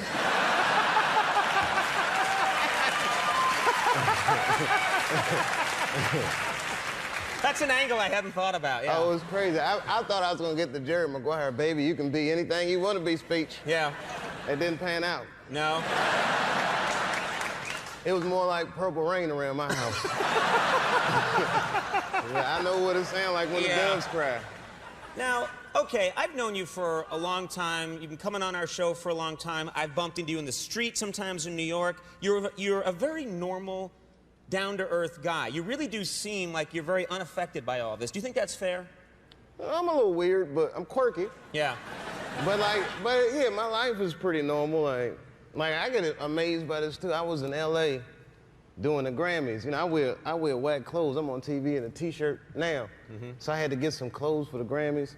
So I went to one of these nice Beverly Hills stores. They had like a restaurant in the store. I never ate soup at a clothing store before. But it was real baller. And I'm eating soup, and I look across the room, and I see Jessica Simpson. Uh-huh. So I'm like, oh, that's Jessica Simpson. And I was like, oh, wait a minute. I'm famous, baby. So. That's right. You could. Yeah, so you could go up and say something. Well, that's what I decided. Now, I don't normally do this, but it was Jessica Simpson. I said, let me just see, what's going on. So I went up, I'm like, hi, Jessica Simpson. I didn't know what to say. I'm like, my name's Dave Chappelle. I was like, I'm on TV too. Yeah. And she was like, I know who you are.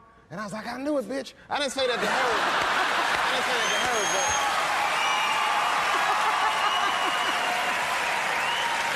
but I got excited. I did. You got excited, yeah. Okay. I was on corny. I was like, well, I'm a big fan of your work, which felt weird saying, because that's not true. But I'm not dogging her music. I don't know her music. I'm talking about the Newlywed Show. You know what I mean? Right. I've been a newlywed. It's nothing like that show. If I made a show about my first year of marriage, it'd be called Bitch, You Tricked Me.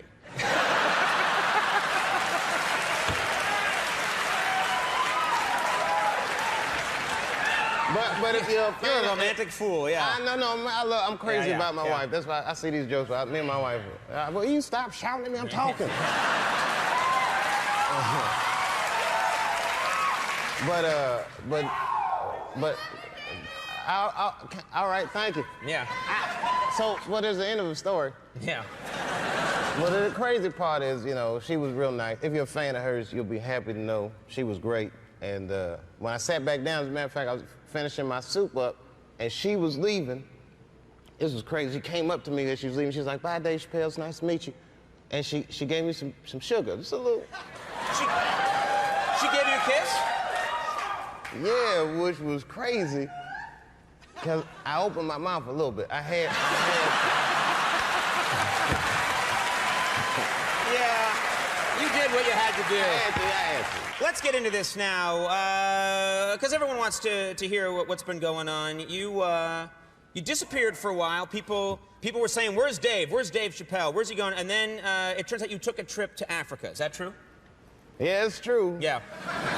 It wasn't like they said. Right. It was Because like, the stories were, I mean, the stories, as you know, you're hearing all kinds of stuff on the news. It was crazy, man. I mean, first I went to Africa to chill, and I tell you, you hear a lot of black people say this, like when you go to Africa, especially your first time, you have this overwhelming feeling like you're home, which is true. I had that feeling like, man, this feels like home. I think I felt that way because there's a McDonald's in the airport. So I got my Big Mac. But then it was like, it just got out of control. Like I was in Africa, and next thing I know, I started hearing all the stories like comedian Dave Chappelle's in a mental institution in South Africa. And I was like, man, I must be losing my mind. Yeah. Because I thought this was the beach. Yeah.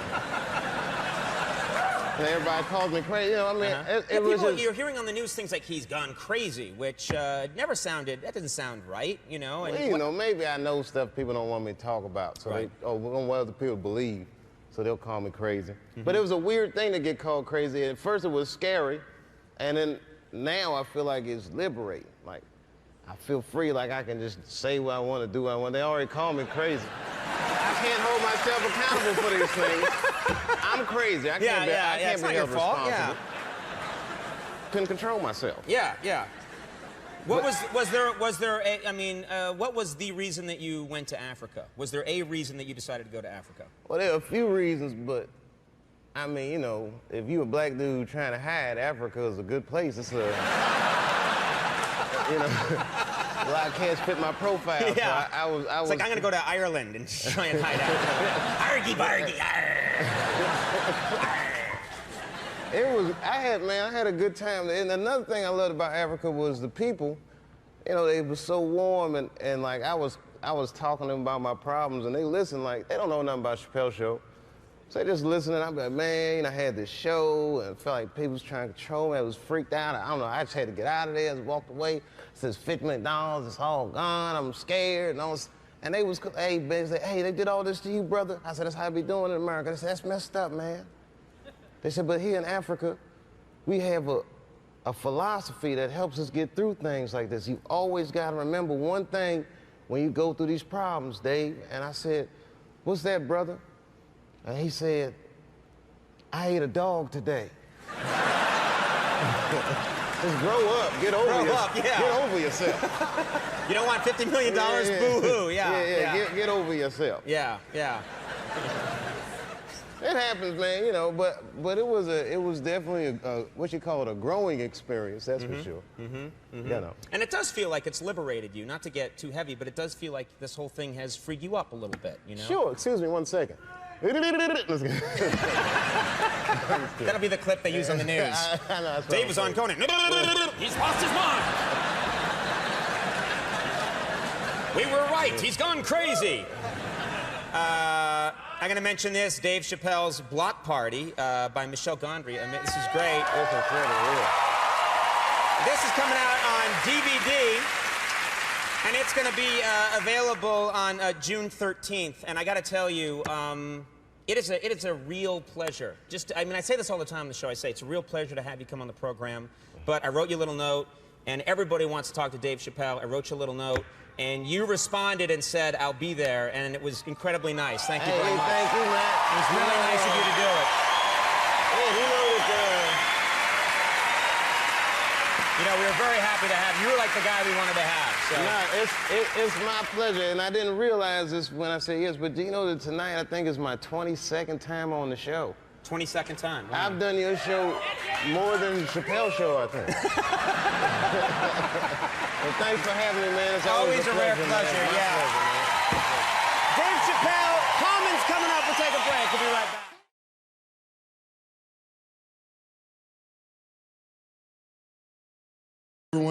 for a wonderful week. Been great here. You know what? It's been 10 years since the last time I played Los Angeles, if you can imagine.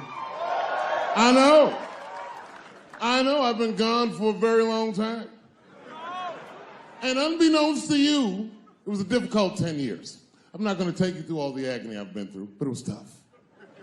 Some of it you might have seen. I don't know if you ever saw on TMZ the big headline, Dave Chappelle, drunk on stage in Detroit. Well, if you saw it, I wasn't drunk. I had smoked some reefer with some rappers. Yeah. I don't know if you know anything about hanging out with rappers, but their weed is very strong.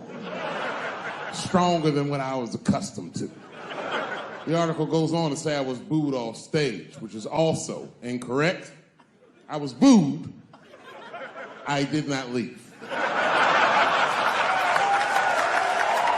It was a wrong bump. It was a fucking nightmare. 2 puffs of weed, that's all it was. 2 puffs. I never had that happen where I take 2 puffs of weed. I looked at the guy next to me, I was like, I'm gonna bomb, nigga, I can feel it. And that guy called my name, Dave Chappelle. Niggas was like, you know, normally when you do a comedy show, you guys don't know what it looks like up here, but niggas be looking up at you like. That's how the show started. Didn't take long for the faces to switch up, like, what the fuck? I started looking amongst themselves. So I knew I wasn't doing good. I don't remember what I was saying. It just took one person to break the ice. It's a black lady with the Ford Motor shirt on. Stood up suddenly. Fuck you, Dave Chappelle. I said, excuse me? She said, I worked all week for this shit, and this show sucks. And in a weird act of racial harmony, a conservative white guy stood up and backed her up. Yeah!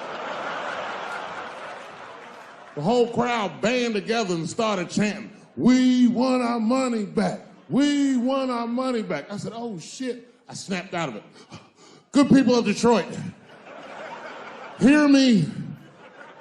Hear me now.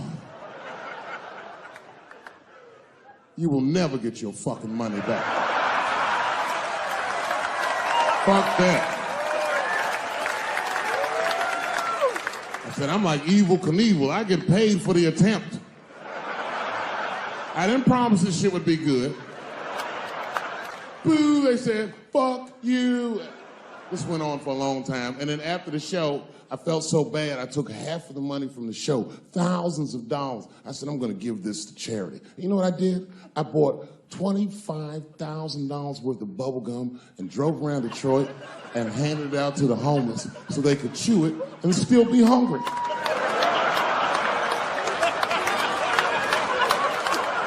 I was very mad at Detroit that night.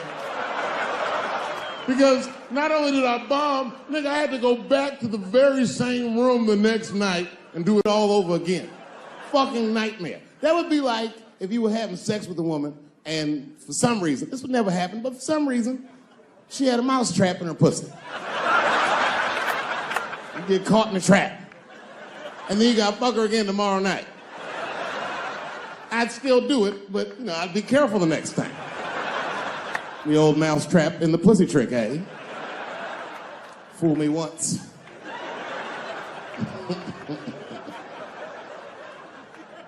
Yeah, it was a tough time. And I wanted to give up sometimes. I almost did give up, but then right before I gave up, I decided not to. But I made the call. They answered the phone. Hello? Dancing with the Stars. I said, not yet. Not yet. Yeah. Oh, if you see me on that shit, it's over. Trust me. My spirit is broken. If you see me waiting for them judges,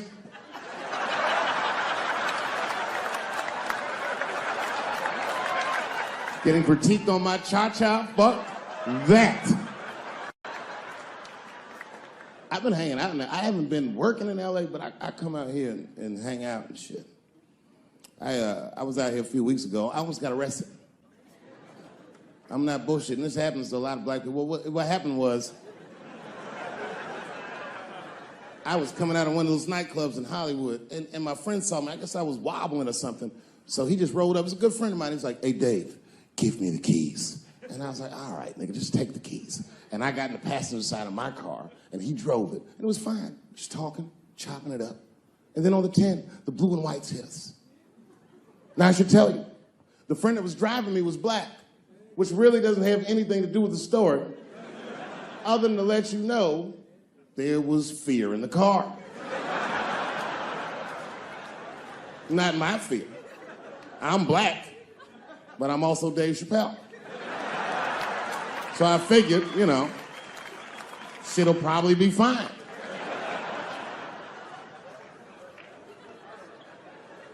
Traffic stop started off on the right foot. Cops came up to the driver's side. Hi, how you guys doing? And he recognized me immediately. Oh, Dave Chappelle. And I looked at my friend like, we getting out of this shit. And then he says, you know, you guys were swerving in the lane. Do you mind just stepping out the car for a second? Still no cause for alarm. I looked through the rearview mirror. The body language of the arrest looked good. He was talking. So then I started fucking with the radio. You know, a traffic stop's going good if you listen to the radio when someone else is outside of the car.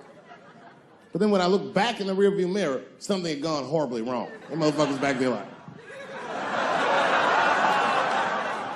And the next thing I knew, they were stuffing him in the back of the car.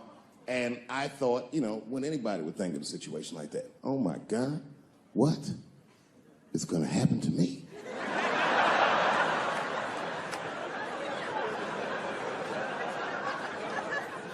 And the police walked up to the window. Mr. Chappelle, we had to arrest your friend. He refused to take our breathalyzer test. I said, that motherfucker. Not complying, that's odd. So, officer, what's gonna happen to me? Well, you're fine. We're just gonna have to ask you to step out of the car so we can impound the vehicle, and we'll arrange for you to have a ride home. I said, oh, well, nah, I would rather you just give me the keys. They said, Mr. Chappelle, your friend already told us he's your designated driver. We can't be good. And then suddenly the shit turned into Vegas. He was like, I'll let you blow for it. I said, excuse me? He said, if you blow on my breathalyzer. I said, oh, nigga, I thought you was trying to get your dick sucked.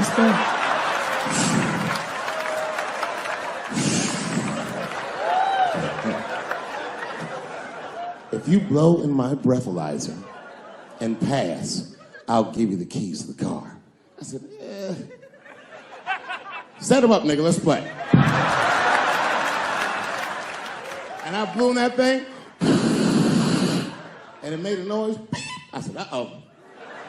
And he looked at it and he said, oh, well, Mr. Chappelle, I guess you're free to go. I said, I am. I didn't know that thing didn't pick up weed. I drove home on the 10, 30 miles an hour. Yeah, it all worked out. It all worked out. I'm one of the lucky ones. It doesn't work out that well for everybody. I saw that videotape of that lady that got beat up in L.A. in the traffic. You see that shit on rush hour traffic? They beat a black woman up. It was so fucked up it didn't even go to court. The city of L.A. just gave that woman $1.5 million for her pain and suffering. That is not bad, considering that's the same amount of money that Marcos Maidana made to fight Floyd Mayweather the second time. And this woman obviously hasn't trained a day in her life. You can see it on the tape. She didn't come to fight. Her guards were low. She was taking a lot of shots. I said, I'm in the wrong business. I should be the president. Shit, I'm in the wrong business. See, the only reason I don't want to be president is because I'm black. That would make it too hot for me. I mean, you know what I mean? I think it could be a black president one day, but you don't want to be the first one. I mean, second or third, that's fine, but that first nigga better watch out. I'm going to tell you that right now. Too hot. I mean, I'd be the first black president. I don't think that nobody would really, really hurt me. I'm sure somebody would want to hurt me, but I don't think they'd touch me because my vice president will be Mexican for a little insurance. You know what I'm saying? Well, you can shoot me if you want, but you're just gonna open the border up, so. You might as well leave me and Vice President Santiago to our own devices. Ain't that right, Santiago? See.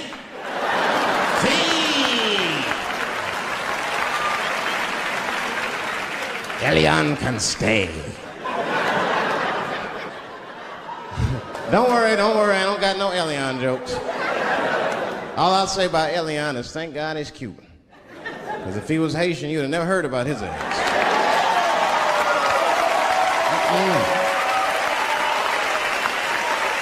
If Elian Gonzalez was Elian Mamumbo from Haiti, they'd have pushed that little rubber tube right back in the water. Sorry, fella, all full.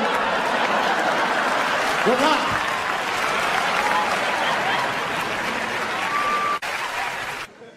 Scared to death of these police. I am, nigga. I got a police scanner. First money I got, this is the first shit I went out, bought me a police scanner. I just listen to these motherfuckers before I go out, just to make sure everything's cool. You hear shit on it. Calling all cars. Be on the lookout for a black male between 4'7" and 6'8". Staying in the crib tonight, fuck that.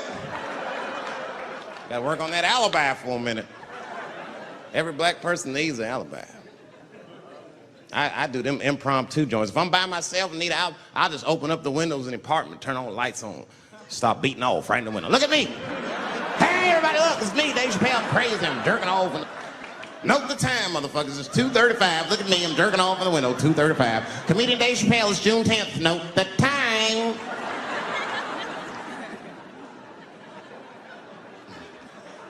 That shit could save my life. Officer David Chappelle couldn't have done that. I saw him in his window masturbating from 2:35 to 2:37. I'm certain of it. He was standing on a clock and holding a calendar and today's paper. Fuck, I need an alibi. I can't be no celebrity. This shit is just the worst. I'm seeing it. I see why stars are crazy, man. These motherfuckers. I went to Disney World with my kids, which is a big deal for me. I don't get to see my kids so much. I do Chappelle show 20 hours a day, sleep for like half an hour, raise my kids for 10, 20 minutes, and I go back to work. Now, this particular day, I got to hook up with the kids. We went to Disney World. Everybody at the park, fucking everybody. Hey, I'm Rick James, bitch. Hey, I'm Rick James, bitch. It's like, hey, man, hey. You mind not calling me a bitch in front of my kids? Time out, motherfucker. We take a day off. Even Mickey Mouse did it. I said, this is the most unprofessional shit I have ever seen in my life. Rick James, bitch. Oh, I was fed up. I caught that motherfucker with an uppercut. Pop! Knocked his head clean off. Everybody was screaming. Oh my God, oh my God. Mickey Mouse is Mexican. That's the thing, there's so much stuff to worry about. You know, the more you know, the more you don't know and shit. You know, like a lot of people be telling me, Dave, you know, you just gotta relax. The racism thing be bugging you too much. I be thinking about it. Sometimes shit'll happen. You know, a lot of black people can relate to this. Have you ever had something happen that was so racist that you didn't even get mad? You were just like, God damn, that was racist. I mean, it was so blatant, you were just like, wow. Like, you almost like it didn't even happen to you. It was like a fucking movie. That was like you was watching Mississippi Burning. Wow. That happened to me. I was in Mississippi. I was in Mississippi doing a show, and I go to the restaurant to order some food, and I say to the guy, I say, I would like to have, and before I even finish my sentence, he says, the chicken. I said, what the fuck? I could not believe it. Could not believe that shit. This man was absolutely right. I said, how did he know that I was gonna get some chicken? I asked him, I said, how you know that? How did you know I was gonna get some chicken? He looked at me like I was crazy. Come on, buddy. Come on, buddy. Now, everybody knew as soon as you walked through the goddamn door, you're gonna get some chicken. There's no secret down here that blacks and chickens are quite fond of one another. Then I finally understood what he was saying, and I got upset. I wasn't even mad. I was just upset. I wasn't ready to hear that shit. All these years, I thought I liked chicken because it was delicious. Turns out I'm genetically predisposed to liking chicken. So it's whack. I got no say in the matter. That guy ruined chicken for me. I'm scared to eat it in public. I want somebody to see me and say something. You know what I mean? Like you be eating some chicken.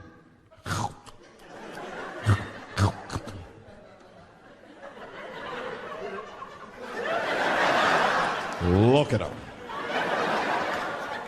He loves it. Just like it said in the encyclopedia. Look how happy he looks.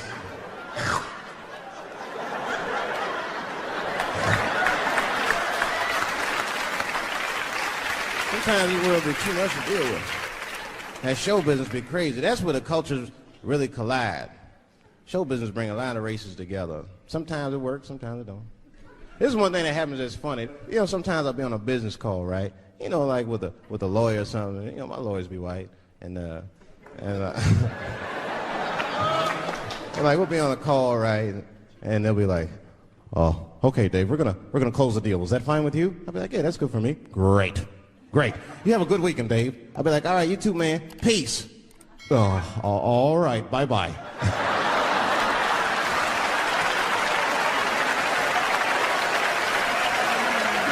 I don't know what to say, right? So sometimes I'll make up shit that's not even slang, just to see how they handle it and shit. It'll be the same business go, "All right, we're gonna close the deal. Is that fine with you, Dave?" "Yeah, sounds good to me." "Great. You have a good weekend, Dave." "All right, buddy. Zip it up and zip it out." Oh. All right. Zippity-doo-dah. Bye-bye. I don't deal with jails. Don't deal with jails, and I don't deal with police. My house got robbed in New York. I didn't even call the police. I wanted to, but I couldn't. My crib is too nice. It's not that it's too nice, but it's too nice for me. You know how the police are in New York. Soon as I open the doors, they'll be like, "Oh, he's still here. Open and shut case, Johnson."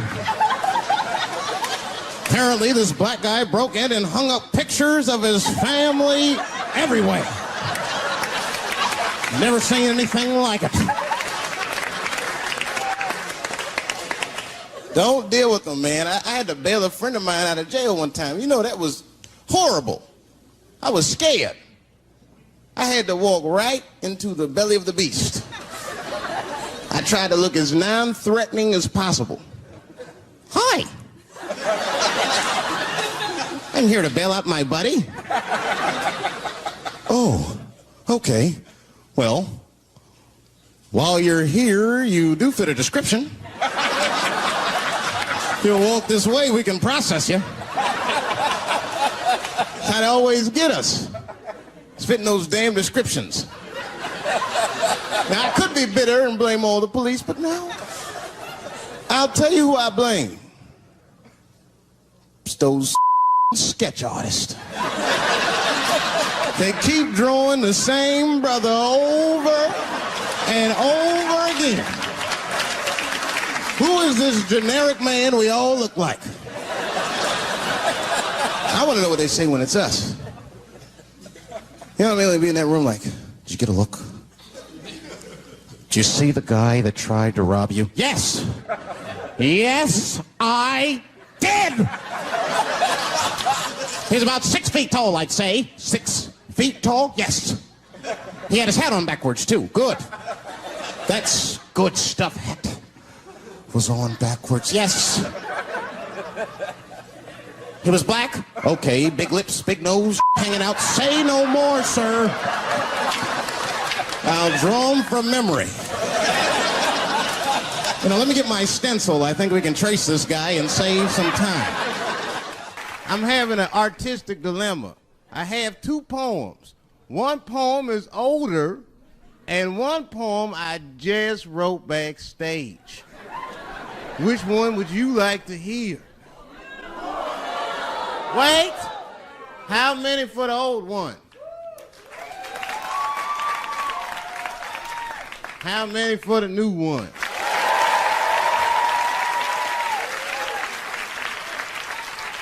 All right, so remember, if it sucks, you ask for it.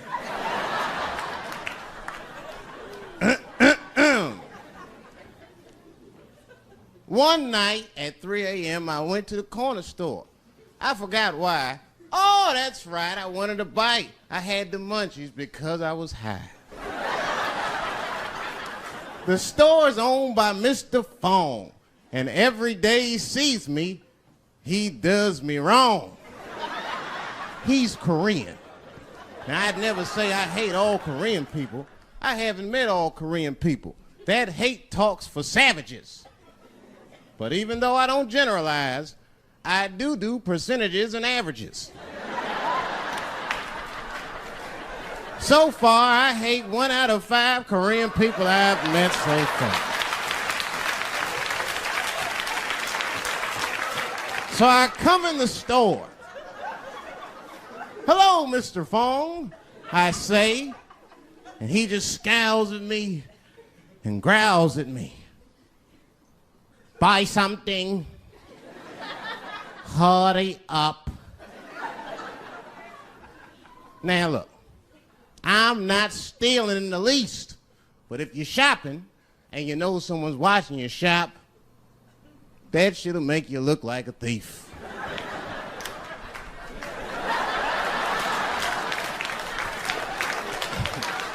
Mr. Fong said, hey, I've been watching you since you came in the door. Buy something now or get out of my store. Now I couldn't take it anymore.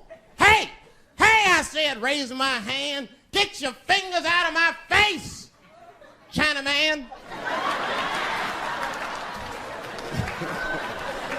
Mr. Fong said, hey, what make you think I'm Chinese? You must not know what you're saying. You made a mistake, Brackman. Mr. Fong is Korean. Now I was wrong. I said, Mr. Fong, I'm sorry to offend by mistaking your race. But you gotta admit, if it was a Chinese look-alike contest, your ass would place. You're a dead ringer for a Chinese. But don't be mad at me. I didn't mean to offend you in the least.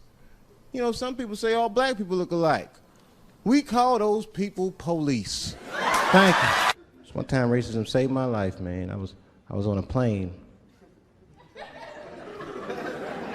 I was coming from overseas, and I don't know how this guy got a machine gun on the plane, but he stood up, man. He said, everybody, get on the fucking ground. Nobody look at my face. I started freaking out. Because he was Chinese, I was like, why is he talking like that?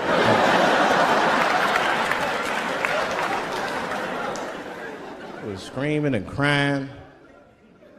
I was the only brother on the plane. Well, I thought I was the only brother. I looked over, there was one other black dude. He was from Nigeria. I looked over at him, he was looking right in my face, man. He didn't say 2 words to me, he just looked at me, he was like...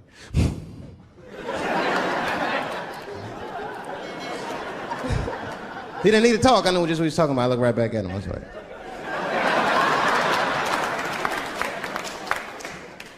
Some white dudes on the front of the plane seen us, they were like, oh my God. I think those black guys are gonna try to save us.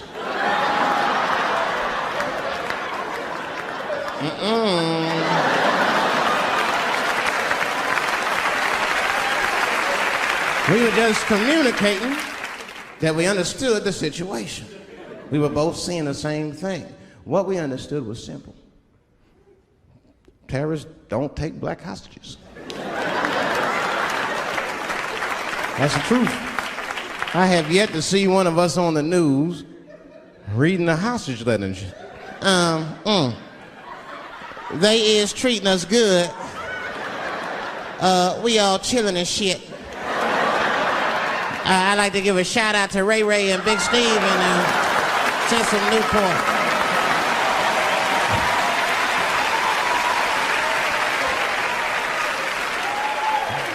You're not gonna see it. Terrorists are smart. They know what they're doing there, you know. They terrorists. They know black people's bad bargaining chips.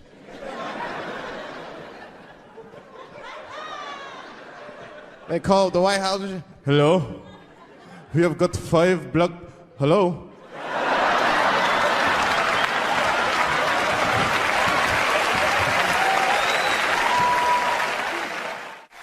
There's too much shit out there to stress you out. This whole world is just drug infested, hate infested, drug infested world. Hate drugs. I heard the worst drug story. You know what my friend told me? You know what he's dealing with? His landlord is hooked on crack. That's terrible.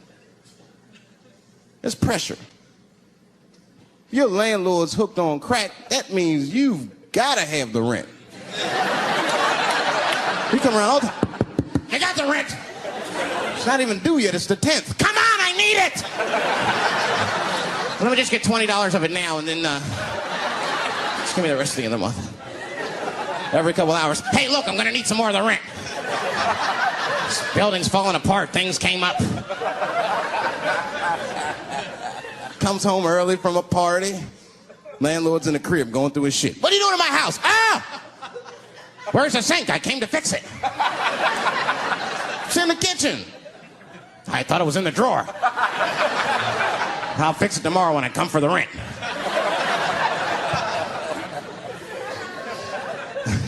You know what I hate about drugs? I hate when like people my age and older get hooked on crack. I hate that shit. You're too old to be experimenting with the drugs at a certain point. You should be past that. You ain't doing it by a certain point. You just miss it. Drugs are really for old people anyway. You 75, you've earned the right. Shit, if I was 75, I'd do coke, heroin, everything. I wouldn't give a fuck. I'd be walking down the street, they'd be like, boy, that old man is tripping.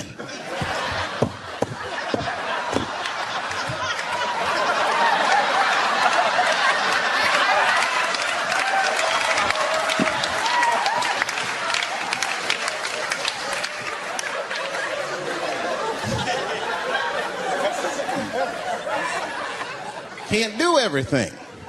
Maybe weed. If you're gonna do something, do a little weed. Smoke some. Weed's not as bad as everything else. Weed is a background substance. You know what I mean? You can smoke some herb and still function. You ain't crisp, but you'll function. Nothing higher than weed, though.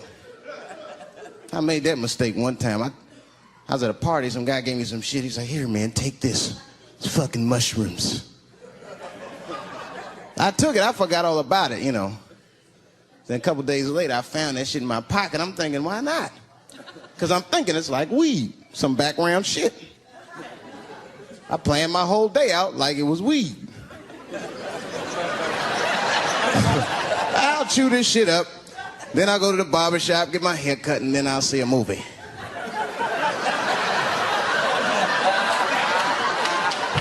I chewed it up. So far, so good. Then I was in a barber shop like an hour later. And it's funny because I was just thinking to myself, I was like, ooh, this stuff sucks. Tastes like athlete's foot. I feel sick, but I'm not really high. Then I looked in the mirror. I saw the barber's reflection, man. It looked like a big penis was cutting my hair. I freaked out. I started talking to myself, Dave, calm down. You're on drugs. This is what drugs do. Okay, you know that there is no way that a penis can cut hair. But I started freaking out, man. I just couldn't take it anymore. I jumped out the chair, half my hair was cut, I didn't care. I didn't, I just gave a barber a handful of money. It was weird. The balls opened up. Anyway, I ran home, man. I ran home as fast as I could. Tripping. I looked at the clock. It was 2:42. I was like, damn, 2:42. I gotta sober up. I had never been this high this early. I took a shower. I was still high. I said maybe music will do the trick. I listened to every CD I had. I was still high.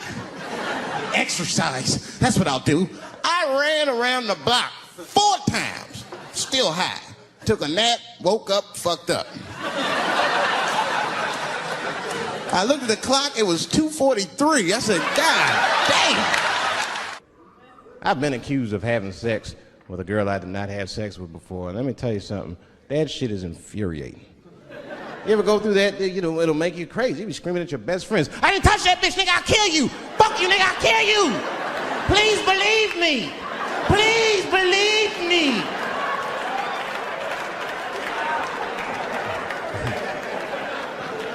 And Clinton didn't do it like that, did he? And Clinton came out of the press conference all relaxed, his shoulders all relaxed and all this trouble. It looked like he just got done fucking or something. Listen, let me tell you something, America. I don't think you heard me the first time. I did not have sexual relations with that woman, Miss Lewinsky.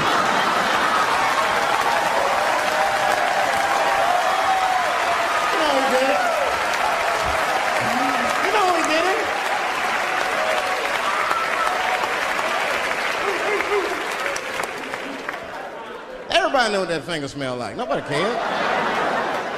Nobody cared. We all watched. We was disgusted, but we kept watching the news. I know I did. I was taping it. See, I'd be at the crib like, baby, turn the lights off. The news is coming on.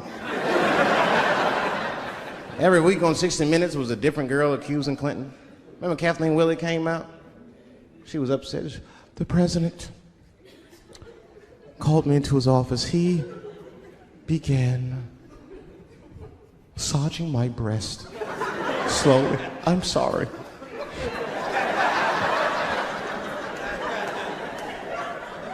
And then he placed my hand on his genitals. Ed Bradley was shocked. Was he aroused? I was at home like, yeah, was he aroused?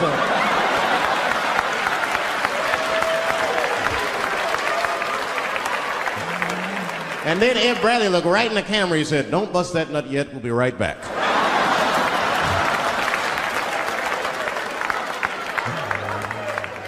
Oh, man, the news had never been so good. But there were no victims.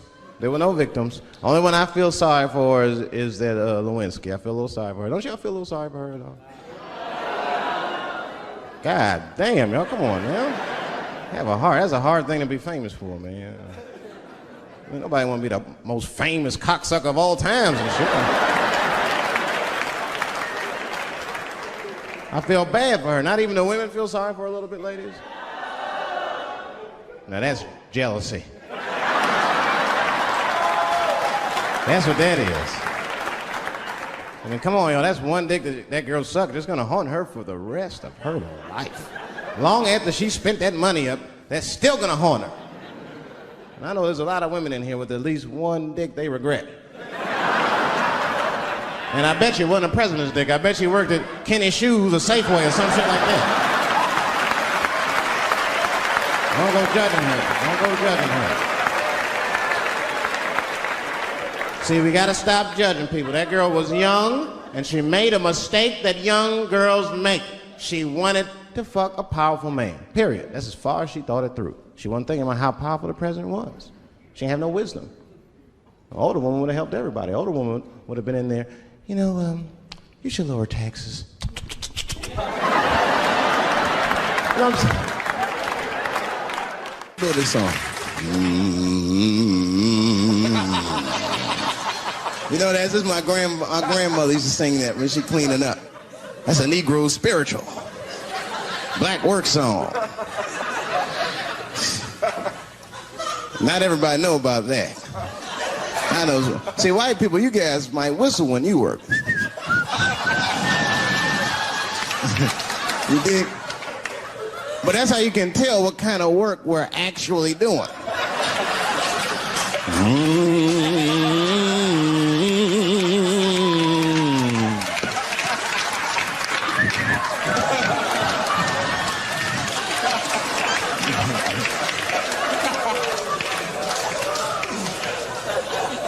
I study that kind of I do. Anything that has to do with race. I read a little here, see a little there. And I travel.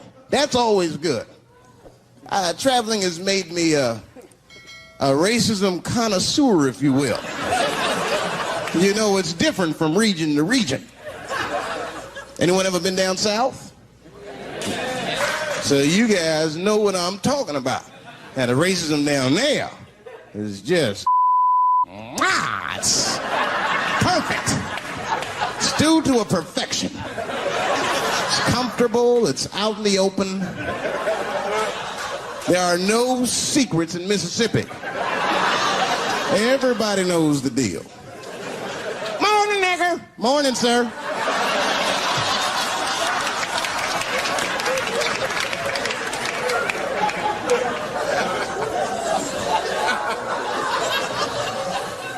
Not up here. You hit the big cities, man, it's different. It's always a secret. And we should do like them. We should keep our shit out in the open, then a little. I mean, with limits. You don't want to say whatever comes to your mind. That might be a little much. White dude be walking down the street minding his business, and the brother walk up to him, hello, you white oppressor, you slave master rapist of Africa. Why, hello, my big lip spear chucking friend. Touche, hunky. So, Whitey, what did you do today, huh?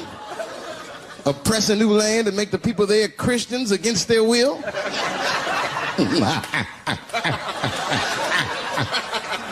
What did you do, fellow?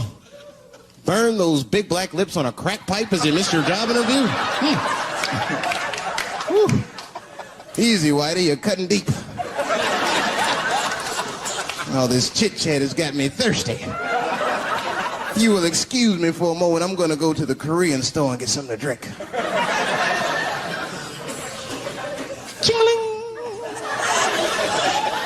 Hello.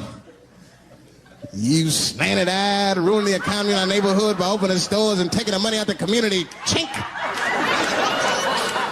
Well, good afternoon, you browse around but never buy anything, suspicious looking nigga.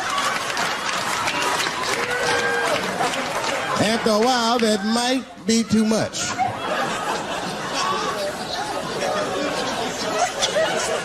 But you can't help it. If you're an American, you're a racist. We brought up from the beginning to think in generalizations. We never look at the individual. We rarely look at the individual. I'm a racist. I know I'm a racist. You know how I know? The other day I caught myself being racist against myself. There's so much going on, I got mixed up. Forgot whose team I was on.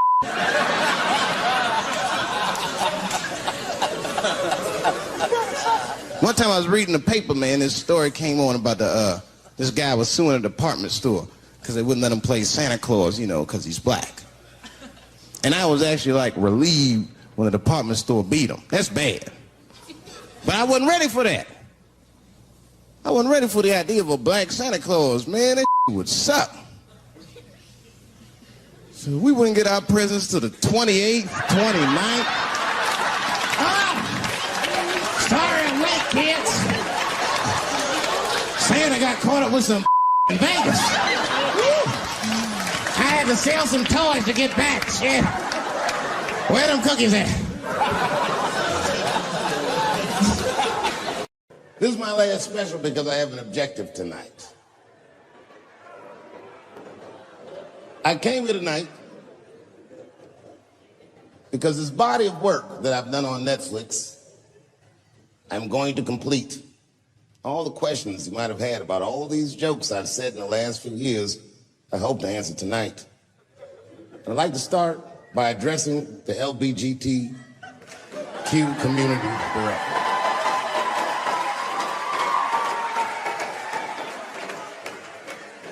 And I want every member of that community to know that I come here tonight in peace.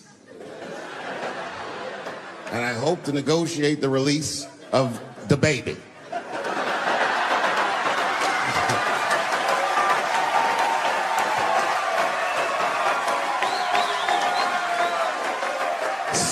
Sad story. The baby was the #1 streaming artist until about a couple weeks ago. He took a nasty spill on stage and said some wild stuff about the LGBTQ community during a concert in Florida. Now, you know I go hard in the paint, but even I saw that shit and was like, God damn, the baby. Ooh, he pushed the button, didn't he? He pushed the button, punched the LGBTQ community right in the AIDS. Can't do that. Can't do that. But I do believe, and I'll make this point later, that the kid made a very egregious mistake. I will acknowledge that. But, you know, a lot of the LGBTQ community doesn't know the baby's history. He's a wild guy. He once shot a nigga and killed him in Walmart. Oh, this is true. Google it. The baby shot and killed a nigga in Walmart in North Carolina. Nothing bad happened to his career.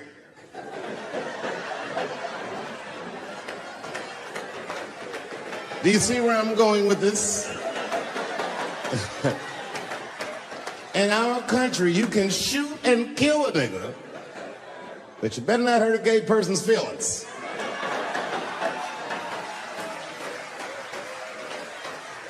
And this is precisely the disparity that I wish to discuss. I have a question for the audience. And this is a real question. I'm not joking around. Is it possible that a gay person can be racist?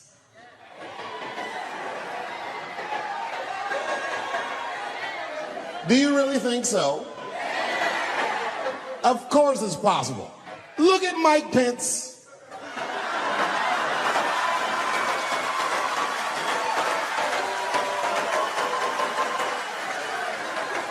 Who I'm guessing, but I bet you he's gay. And he's not Pride Parade gay either. He's sad gay. Feel bad for him. He looks like one of them gays that prays about it.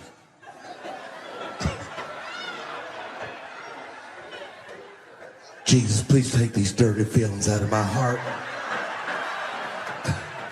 Please, Jesus, make these buttholes ugly to me. I don't want to keep on tasting these dicks.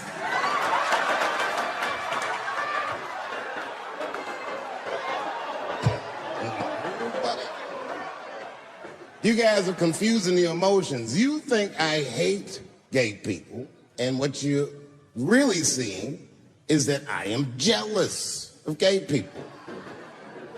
Oh, I'm jealous. I'm not the only black person that feels this way. We blacks, we look at the gay community and we go, God damn it, look how well that movement is going. Look how well you are doing. And we've been trapped in this predicament for hundreds of years. How the fuck are you making that kind of progress? I can't help but feel like if slaves had baby oil and booty shorts, we might have been free 100 years sooner, you know what I mean? If Martin Luther King was like, I want everybody to get up on them floats Get your bodies good and shiny.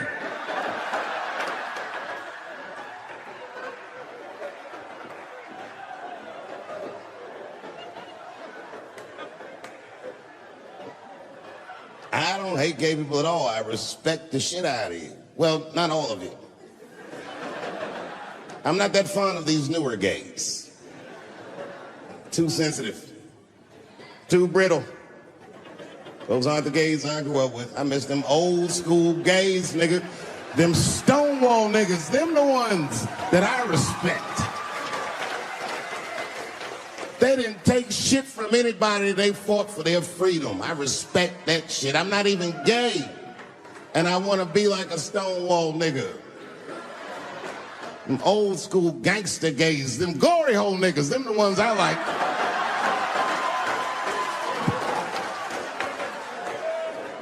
These new gays don't even know what the glory hole is. It's a hole in the wall the gay contractors built. You wanna know why they put that hole in the wall? I'll tell you, there's no nice way to say it. Because when they want to have some fun, they will put their penises in that hole and hope for the best. I respect that shit.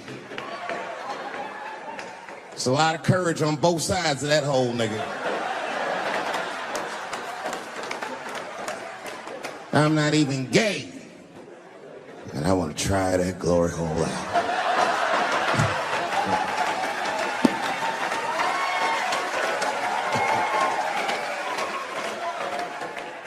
What if Martin Luther King had to integrate the glory hole?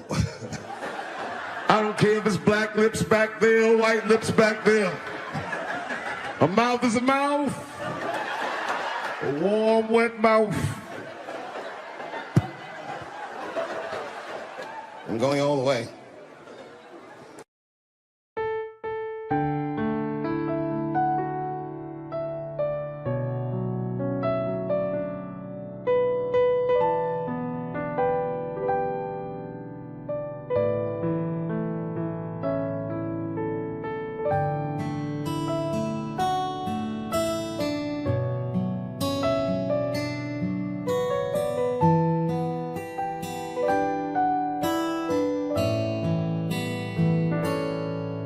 Dahulu kala sebelum bertemu dirimu, hari-hariku serasa hampa tidak warna. Dahulu kala ku jalani hidup yang biasa sampai kau temukan pelangi yang warnai hidup ini. Kasih mengubah hari yang hamba menjadi penuh makna, berbagi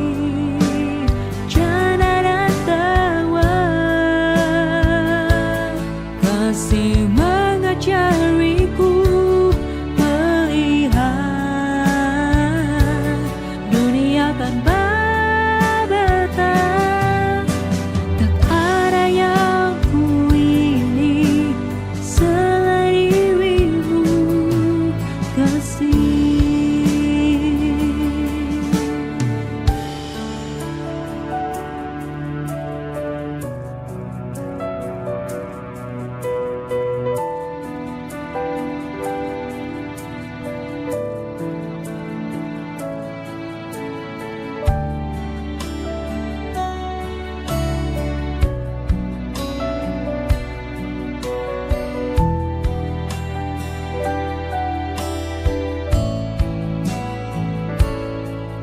Dahulu kala sebelum bertemu dirimu, hari-hariku serasa hampa tidak